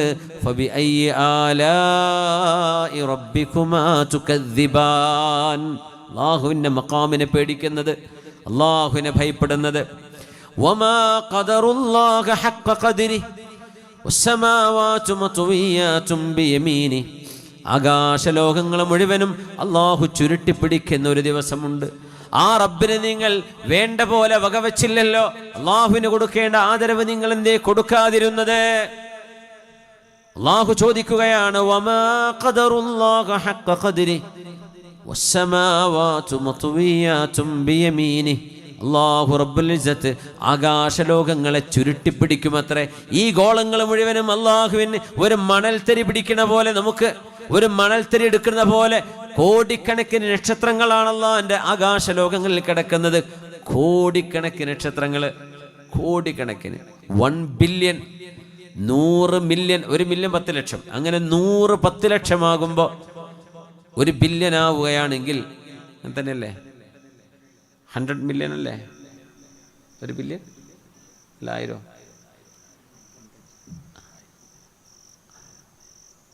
100 മില്യൺ, 100 മില്യൺ മിനിമം ഒരു താരസമൂഹത്തിൽ അത്ര നക്ഷത്രങ്ങളുണ്ടെന്നാ. നമ്മളുടെ ഏറ്റവും അടുത്ത് നിൽക്കുന്ന നക്ഷത്ര സൂര്യൻ. സൂര്യനല്ലേ നമ്മൾ ഏറ്റവും അടുത്ത് നിൽക്കുന്ന നക്ഷത്ര. ആ സൂര്യൻ്റെ ഉള്ളിൽ നമ്മളിരിക്കുന്ന ഈ ഭൂമിയുടെ 1 ലക്ഷം ഭൂമി അതിനുള്ളിൽ കൊണ്ടുവയ്ക്കാൻ സ്ഥലമുണ്ടെന്നാ. അത്ര വലിയ സാധനമായി കാണുന്നത് ചെറുതായിട്ട്. ഭൂമിയില്ല, വയനാടല്ല, നമ്മുടെ ഭൂമി മൊത്തം. ഈ ഭൂമിയെ 1 ലക്ഷം ഭൂമി സൂര്യൻ്റെ ഉള്ളിൽ വെക്കാൻ സ്ഥലമുണ്ടെന്നാ. അതാണ് ഒരു നക്ഷത്രം. ഇങ്ങനത്തെ കോടിക്കണക്കിന് നക്ഷത്രങ്ങളുള്ള അള്ളാഹുവിൻ്റെ ലോകമാണിത്. എത്ര സെൻറ്റാ അള്ളാഹിൻ്റെ ഭൂമിയിൽ? നമ്മൾ 5 സെൻറ്റിന് വേണ്ടിയിട്ടല്ലേ ഈ തിരക്കണത്? അതിനല്ലേ തെറ്റുന്നത്, മിണ്ടാണ്ടാവുന്നത്? സ്വർഗം നബിതങ്ങൾ പറഞ്ഞു, ഒരു ചെറിയ സ്വർഗത്തിലെ ഏറ്റവും ചെറിയ പ്രതിഫലം ഒരു മനുഷ്യൻ അള്ളാഹു കൊടുക്കുന്ന സ്ഥലം എത്രയാണെന്നറിയോ? യംഷി ഫി മുൽക്കിഹി അൽഫൈസന. 2000 കൊല്ലം അയാൾ സ്വന്തം പറമ്പിൽ നടന്നാൽ അതിൻ്റെ അറ്റത്തെത്തൂല. അതാണ് സ്വർഗത്തിലെ ഏറ്റവും സ്ഥാനം കുറഞ്ഞൊരു മനുഷ്യന് അള്ളാഹു കൊടുക്കുന്നത്. അൽഫൈസന, 2000 കൊല്ലം സ്വന്തം പറമ്പിൽ നടന്നാൽ എത്തൂല. സുബ്ഹാനല്ലാഹ്. അപ്പം അമ്പിയാക്കന്മാരും ഔലിയാവും സ്വാലിഹീങ്ങളും ശുഹദാവും ഉലമാവും ഒക്കെ എന്തായിരിക്കും അവസ്ഥ? അള്ളാഹു നമ്മൾ അങ്ങോട്ട് വിളിക്കുകയാണ്.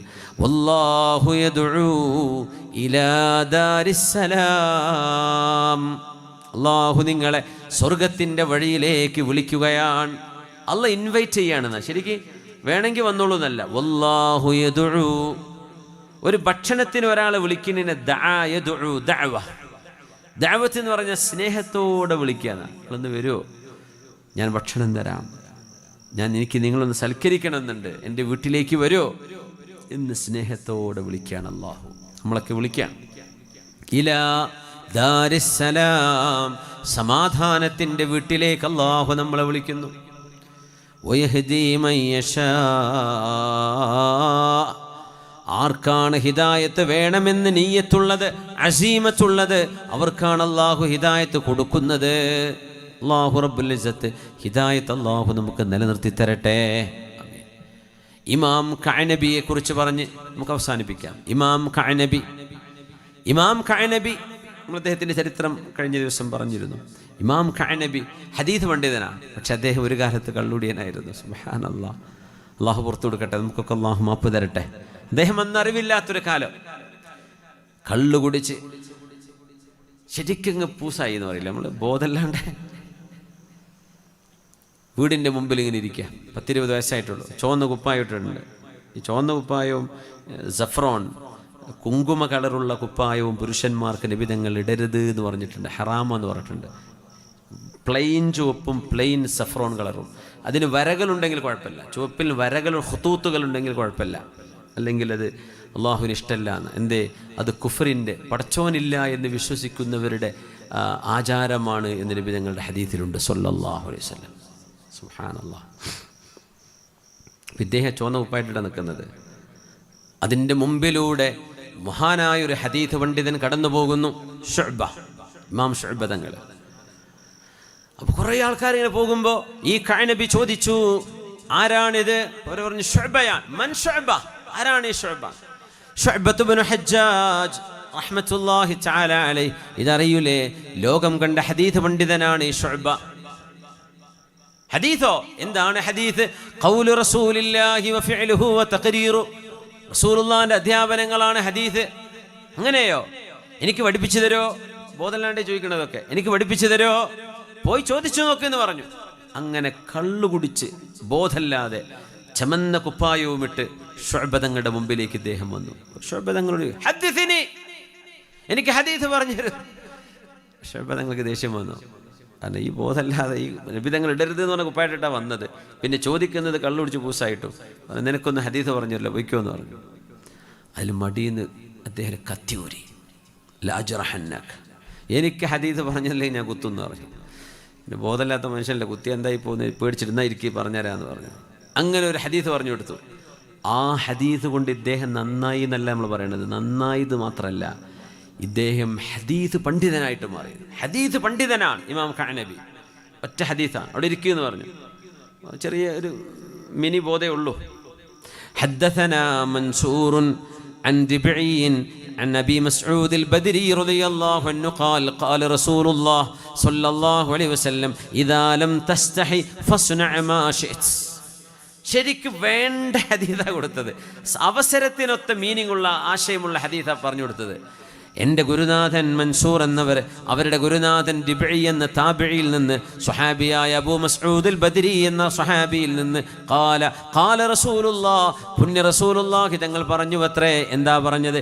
ഇദാ ലം തസ്തഹി ഫസ്ന മാ ശിഅ്ത. നിനക്ക് നാണമില്ലേ? നിനക്ക് നാണമില്ലെങ്കിൽ നീ വേണ്ടത് ചെയ്തോളൂ. ഇദാ ലം തസ്തഹി ഫസ്ന മാ ശിഅ്ത. If you don't feel ashamed, you can do whatever you want. നാണുണ്ടെങ്കിൽ മര്യാദയ്ക്ക് ജീവിക്കുക. നാണല്ലേ, നീ വേണ്ടത് ചെയ്തോ. ആ ഹദീസ് അങ്ങോട്ട് തലക്ക് കയറി.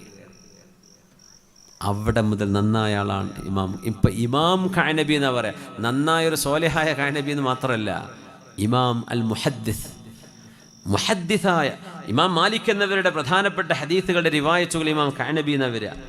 ശുഅബതങ്ങളിൽ നിന്ന് ഈ ഒരൊറ്റ ഹദീസ് അദ്ദേഹം കേട്ടിട്ടുള്ളൂ, സമാ ഉണ്ടായിട്ടുള്ളൂ. ബാക്കി ഹദീസൊക്കെ ഇമാം മാലിക് എന്നവരും ബാക്കി മുഹദ്ദിസീങ്ങളിൽ നിന്നാണ്. ഉമ്മയോട് ചെന്ന് പറയാണ്, ഉമ്മ ഞാൻ പോവാൻ.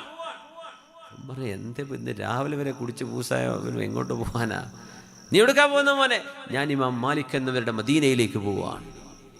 എന്തു പറ്റി? ഞാൻ നന്നാവുകയാണ്, എനിക്ക് നന്നാവണം. ഇങ്ങനെ നായാ പോരാ, എനിക്ക് നന്നാവണം. എൻ്റെ കുടി നിർത്തിയിരിക്കുന്നു ഞാൻ. എൻ്റെ കൂട്ടുകാരൻ എന്നെ അന്വേഷിച്ച് ഇവിടെ വരുമ്പോഴേ ഉമ്മ പറഞ്ഞേക്കണം, ഇനി അവരെ ഒന്നും എനിക്ക് വേണ്ട. ഞാൻ അവരോടൊക്കെ ഉള്ള ബന്ധം വിച്ഛേദിച്ച് മുറിച്ചു കളഞ്ഞിരിക്കുന്നു. അവരോടാരും എന്നെ ചോദിച്ച് വരരുത് എന്ന് പറയണം. ഞാൻ ഹദീസ് പഠിക്കാൻ പോവാണ്. അങ്ങനെ ഇമാം മാലിക് എന്നവരികത്ത് ചെന്ന് അവിടെ ചെന്ന് ക്യാമ്പ് ചെയ്ത് ഹദീസ് പഠിച്ച് ലോകത്തിന് ഹദീസുകൾ പഠിപ്പിച്ചു കൊടുത്ത മഹാപണ്ഡിതനായി മാറിയ അൽ ഇമാമുൽ ഖഅനബി റഹ്മത്തുള്ളാഹി തആല അലൈഹി. ഒരൊറ്റ ഹദീസാണ്. ഹിദായത്തിൻ്റെ പ്രശ്നം എങ്ങനെയാണ്? അത് ചെറിയ തീപ്പൊരിയാണ്. എവിടെയാണത് കത്തിപ്പിടിക്കുന്നത്, എപ്പോഴാണ്, ഒന്നും ആർക്കും പറയാൻ പറ്റില്ല. അതുകൊണ്ട് ആരെ കാണുമ്പോഴും അവരൊക്കെ പോയി, അവളൊക്കെ തീർന്നു. ഇപ്പം ഹിജാബ് ധരിക്കാൻ നടക്കുമ്പോൾ കുറച്ച് ഫാഷനും മോഡലൊക്കെ ആയിട്ടുണ്ടാകും, തലമുടിയൊക്കെ കാട്ടിയിട്ട് ഇവൾ തീർന്നു എന്ന് പറയണ്ട. ചിലപ്പോൾ അവൾ നല്ല ഹിജാബ് ധരിച്ച നല്ല മോളായിട്ട് അവൾ തിരിച്ചു വരും. നല്ല കുട്ടിയായിട്ട് നമ്മുടെ മക്കൾ, നമ്മുടെ ആൺമക്കൾ കോളേജിൽ പോയിട്ട് അവിടെ ഇവിടെയൊക്കെ പല സംസ്കാരങ്ങളും കണ്ടുപിടിച്ച് ദീനും നിസ്കാരവും ഇല്ലാതെ അള്ളാഹിനെ പറ്റി വരെ പറയാൻ പാടില്ലാത്തതൊക്കെ ചോദിക്കുകയും പറയുകയും ചെയ്യുന്ന അവസ്ഥയിലേക്ക് മാറുമ്പോഴും നിരാശപ്പെടരുത്. അല്ലാഹുമ്മ ഹ്ദിനാ ഫീമൻ ഹദൈത് വആഫിനാ ഫീമൻ ആഫൈത് വതവല്ലനാ ഫീമൻ തവല്ലൈത് വബാരിക് ലനാ ഫീമാ അഅതൈത്. അല്ലാഹുവിനോട് ദുആ ഇരക്കുക. അല്ലാഹുമ്മ ഹ്ദിനാ ഫീമൻ ഹദൈത്. അല്ലാഹുവേ, നീ ആർക്കൊക്കെയാണോ ഹിദായത്ത് കൊടുത്തത് ആ കൂട്ടത്തിൽ ഞങ്ങൾക്കും സജ്ജനങ്ങൾക്ക് നീ നൽകുന്ന സന്മാർഗ ദർശനം, നല്ലവരായി ജീവിക്കാനുള്ള മാർഗം, നല്ല ചിന്തകൾ, നല്ല അറിവ്, നല്ല സ്വഭാവം, നല്ല പെരുമാറ്റം അല്ലാഹു ഞങ്ങൾക്ക് നൽകണമേ. ഹൃദയത്തിൻ്റെ ഉള്ളിൽ നിന്ന് അസൂയയും പകയും അഹങ്കാരവും വിദ്വേഷവും പകരം വീട്ടാനുള്ള തോന്നലുകളും കണ്ടുകൂടായ്മയും വെറുപ്പുമെല്ലാം എൻ്റെ ഖൽബിന്ന് എടുത്തു കളയണേ. വആഫിനാ ഫീമൻ ആഫൈത്. എത്രയോ ആളുകൾക്ക് റബ്ബേ നീ പരിപൂർണ ആരോഗ്യം കൊടുക്കുന്നില്ലേ, ഞങ്ങൾക്കും ആരോഗ്യം നൽകണമേ. വതവല്ലനാ ഫീമൻ തവല്ലൈത്. റബ്ബേ, നീ ഏറ്റെടുക്കുന്ന ആളുകളുണ്ടല്ലോ, ആ കൂട്ടത്തിൽ ഞങ്ങളെയും ഏറ്റെടുക്കണമേ. اللهم اهدنا فيمن هديت وعافنا فيمن عافيت وتولنا فيمن توليت وبارك لنا فيما أعطيت. നീ നൽകിയത് മുഴുവനും അല്ലാഹുവേ ഞങ്ങൾക്ക് ബറക്കത്ത് നൽകണമേ. ഇത് നമ്മുടെ ഉമ്മത്തിന് വേണ്ടി ദുആ ഇരക്കുക, നമ്മുടെ മക്കൾക്ക് വേണ്ടി ദുആ ഇരക്കുക. അല്ലാഹു നമ്മുടെ ഹിദായത്തിൻ്റെ അഹ്ലുകാരാക്കി തരട്ടെ. ഈ റമദാനിൽ നമ്മൾ സ്വീകരിക്കുകയാണ് ഇൻഷാ അല്ലാഹ്. നമ്മുടെ നാട്ടിൽ എങ്ങനെയാണ് കാണുന്നത്? തിങ്കളോ ചൊവ്വയും ബുധനാണോ, തിങ്കൾ ചൊവ്വയാണോ? ഇൻഷാ അല്ലാഹ് ആ മാസം കാണുന്ന സമയത്ത് ഉറപ്പിക്കുന്നതിനനുസരിച്ച് ഗൾഫ് നാടുകളിലൊക്കെ ഒരുപക്ഷെ തിങ്കളാഴ്ച ആയിരിക്കും, അല്ലെങ്കിൽ ചൊവ്വാഴ്ച ആയിരിക്കും. ഇൻഷാ അല്ലാഹ്. അല്ലാഹുവേ, റമദാനിലേക്ക് എത്തിക്കണേ പടച്ചോനെ. എത്ര ആൾക്കാർ റമദാൻ്റെ തലേന്ന് മരിക്കുന്നുണ്ടെന്നറിയോ? റമദാൻ നാളെ ആയിരിക്കും തലേന്ന്, അല്ലെങ്കിൽ 2 ദിവസം മുമ്പ് റമദാനിലേക്ക് എത്താൻ കഴിയാത്ത അവസ്ഥ വരും. സുബ്ഹാനല്ലാഹ്. അല്ലാഹുവേ, അല്ലാഹു നമുക്ക് ഒരവസരം കൂടെ തരികയാണെങ്കിലോ ഈ റമദാൻ നമുക്ക് മാറ്റത്തിൻ്റെ ഒരു സമയമാവണം, മഗ്ഫിറത്തിൻ്റെ ഒരു നിമിത്തമാവണം.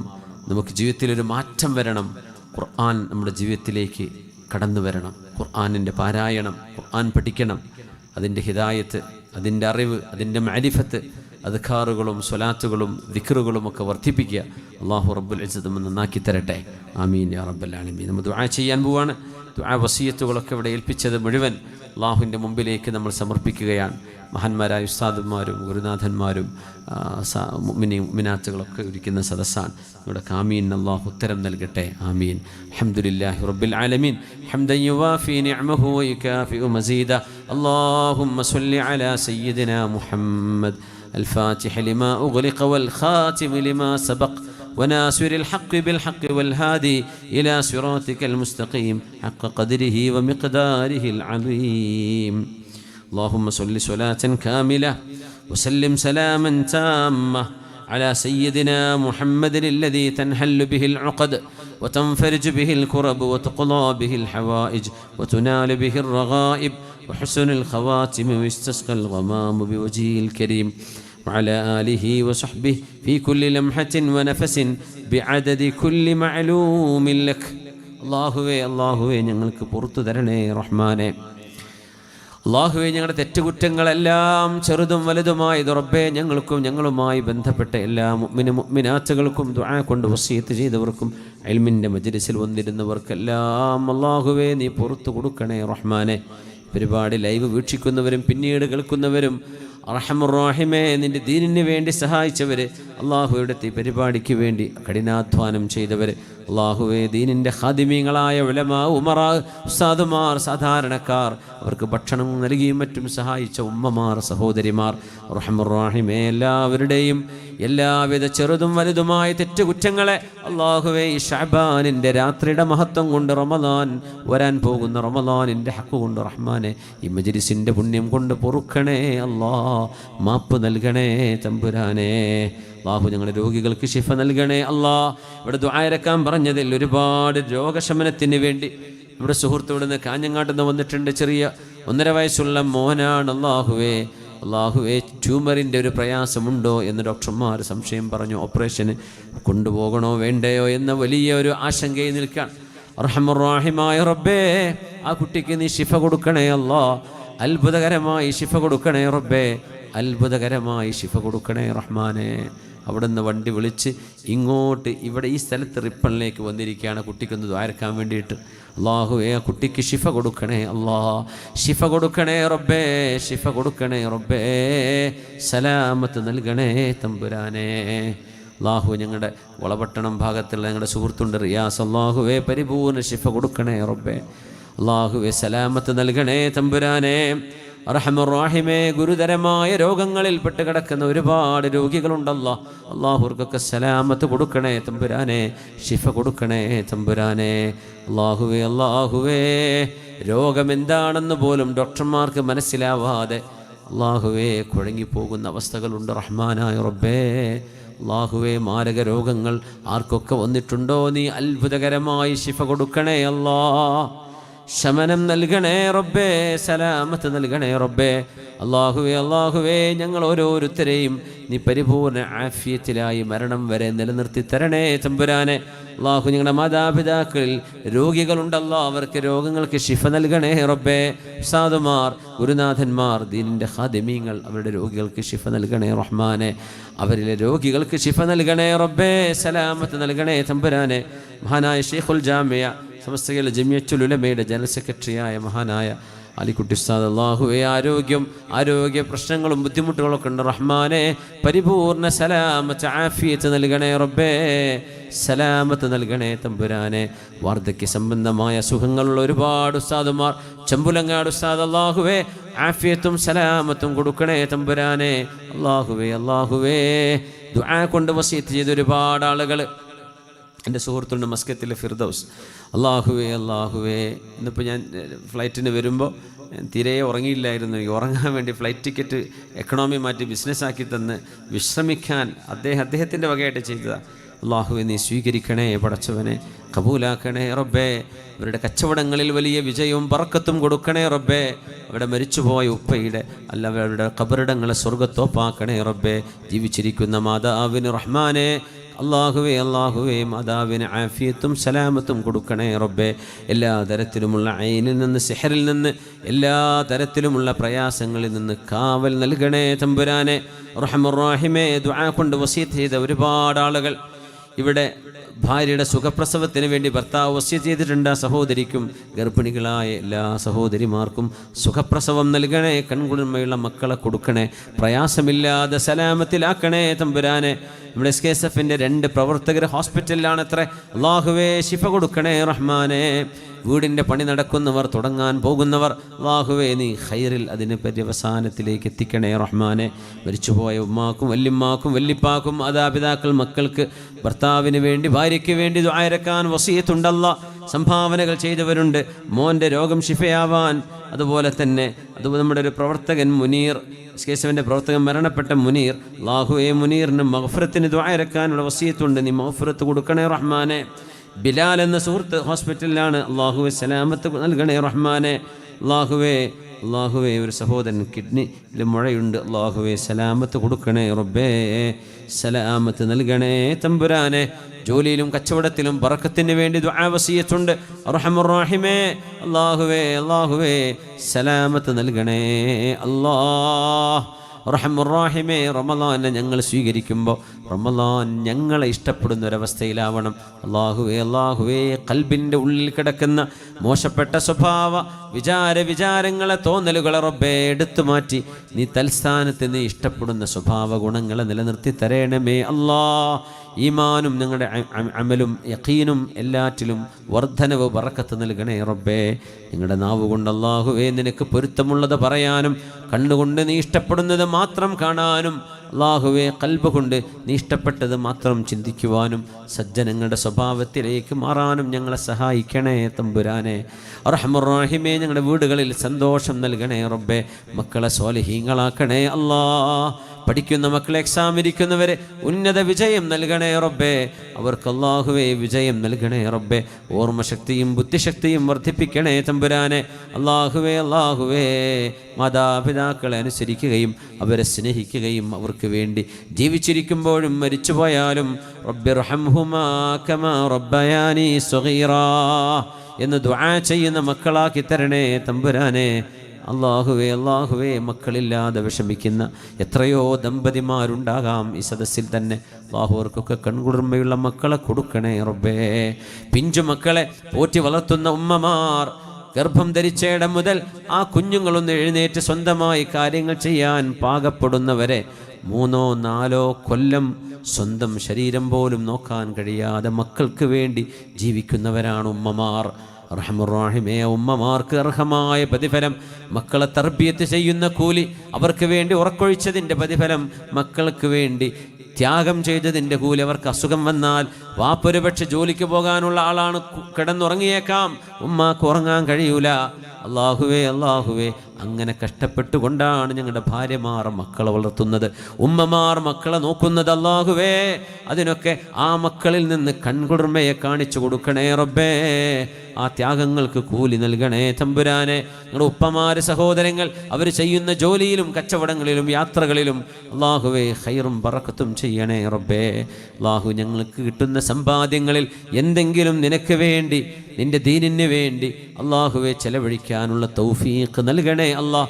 SKSFൻ്റെ സഹചാരി സെല്ലിലേക്ക് പാവപ്പെട്ട രോഗികളിലേക്ക് എത്തിക്കാൻ ഉപയോഗിച്ചതും അല്ലാത്തതുമായ മെഡിക്കൽ ഉപകരണങ്ങൾ സെല്ലിലേക്ക് സ്പോൺസർ ചെയ്യാൻ നമ്മുടെ സഹോദരങ്ങൾ ഇവിടെ അറിയിച്ചിട്ടുണ്ട്. നിങ്ങളെ കൊണ്ട് കഴിയുന്നത് മെഡിക്കൽ സംബന്ധമായ ഏതെങ്കിലും എക്യുപ്മെൻറ്റുകൾ നിങ്ങളിലുണ്ടെങ്കിൽ സഹചാരി ഏൽപ്പിക്കണം. അല്ലാഹുവേ ഈ സംരംഭത്തെ വിജയിപ്പിക്കണേ റബ്ബേ. അല്ലാഹുവേ വിജയിപ്പിക്കണേ റബ്ബേ. ഇത് തതവ്വുആയ ഒരു അമലാണ്. അല്ലാഹുവേ ജനങ്ങൾക്ക് വേണ്ടി ചെയ്യുന്ന സേവനമാണ്. അല്ലാഹുവേ നിന്റെ ആശ്രിതരായ മനുഷ്യർക്ക് ഉപകാരം ചെയ്യുന്നവരാണല്ലോ നിന്റെ കണ്ണിൽ ഏറ്റവും നല്ലവർ. അല്ലാഹുവേ സഹചാരി പ്രവർത്തകരെ സ്വാലിഹീങ്ങളും നിന്റെ മെഹബൂബിങ്ങളുമായി സ്വീകരിക്കണേ തമ്പുരാനെ. അല്ലാഹുവിനെ സഹായിക്കുന്നവരെ സഹായിക്കണേ റബ്ബേ. അല്ലാഹുവേ റമളാൻ വന്നെത്തുമ്പോൾ റമളാനിൻ്റെ പുണ്യവും അതിൻ്റെ എല്ലാവിധ പോരിശയും അതിൻ്റെ മഹത്വവും ഉൾക്കൊണ്ട് റമളാനിനെ ഇബാദത്ത് കൊണ്ട് സജീവമാക്കാൻ, അല്ലാഹുവേ നോമ്പ് അർത്ഥമുള്ള നോമ്പാക്കി മാറ്റാൻ, പട്ടിണി കടന്ന് വിശപ്പനുഭവിക്കുന്ന നോമ്പായി നോമ്പ് നോൽക്കാൻ, വിശുദ്ധ ഖുർആൻ പാരായണം ചെയ്യാനും പഠിക്കാനും അറിയാനും ജീവിതത്തിൻ്റെ ഭാഗമാക്കാനും അല്ലാഹുവേ ഈ റമളാൻ മുമ്പത്തെ പോലെയല്ല നല്ലൊരവസരമായി ഞങ്ങൾക്ക് മാറ്റിത്തരണേ റഹ്മാനെ. അല്ലാഹുമ്മ ബാരിക് ലനാ فيما بقي من ليالي ونهار شعبان وبلغنا شهر رمضان ووفقنا. അല്ലാഹു ദീനിനെ ശക്തിപ്പെടുത്തണമേ റബ്ബേ, ഇസ്സത്തിലാക്കണേ പടച്ചവനെ. അല്ലാഹു ഞങ്ങൾക്ക് മരിക്കുമ്പോൾ ലാ ഇലാഹ ഇല്ലല്ലാഹ് എന്നുച്ചരിച്ച് മരിക്കാനുള്ള ഭാഗ്യം നൽകണേ പടച്ചവനെ. നാളെ നിന്നെ കാണാനുള്ള ഭാഗ്യം നൽകണേ റബ്ബേ. ഈ റമളാനിൽ ലൈലത്തുൽ ഖദ്റുമായി സന്ധിക്കാൻ ഞങ്ങളെ സഹായിക്കണേ പടച്ചവനെ. ബിജാഹി വഹഖ് നബിക സയ്യിദിനാ മുഹമ്മദിൻ സ്വല്ലല്ലാഹു അലൈഹി വസല്ലം ബിഫദ്ലി സ്വല്ലല്ലാഹു അലാ മുഹമ്മദ് സ്വല്ലല്ലാഹു അലൈഹി വസല്ലം സല്ലല്ലാഹു അലാ മുഹമ്മദ് സല്ലല്ലാഹു അലൈഹി വസല്ലം اللهم صل على محمد يا رب صل عليه وسلم وصل على جميع الأنبياء والمرسلين والحمد لله رب العالمين جزاكم الله خيرا. ഒരു പരിപാടി കഴിയുമ്പോൾ ചൊല്ലേണ്ട ദിക്റുണ്ട്, കഫാറത്തുൽ മജ്ലിസ്. അതെല്ലാവരും ചൊല്ലിക്കോളൂ. സുബ്ഹാനകല്ലാഹുമ്മ വബിഹംദിക അഷ്ഹദു അൻ ലാ ഇലാഹ ഇല്ലാ അൻത അസ്തഗ്ഫിറുക വഅതൂബു ഇലൈക്. ജസാക്കുമുല്ലാഹു ഖൈറ. നമ്മുടെ വിഖായ വളണ്ടിയർമാരൊക്കെ ഉണ്ട്. അള്ളാഹു അവർക്ക് അവരുടെ സേവനത്തിന് കൂലി കൊടുക്കട്ടെ. ജസാക്കുമുല്ലാഹു ഖൈറ. നിങ്ങളുടെ ദുആയിലൊക്കെ ഉൾപ്പെടുത്തണേ. റമദാൻ കരീം, റമദാനിൻ്റെ ആശംസകൾ നേരുകയാണ്. അതൊരു കൂലിയുള്ള കാര്യമാണ്. അള്ളാഹു തഖബ്ബൽ അല്ലാഹു മിന്ന വമിൻകും സാലിഹൽ അമാൽ. അസ്സലാമു അലൈക്കും വറഹ്മത്തുള്ളാഹി വബറകാതുഹു.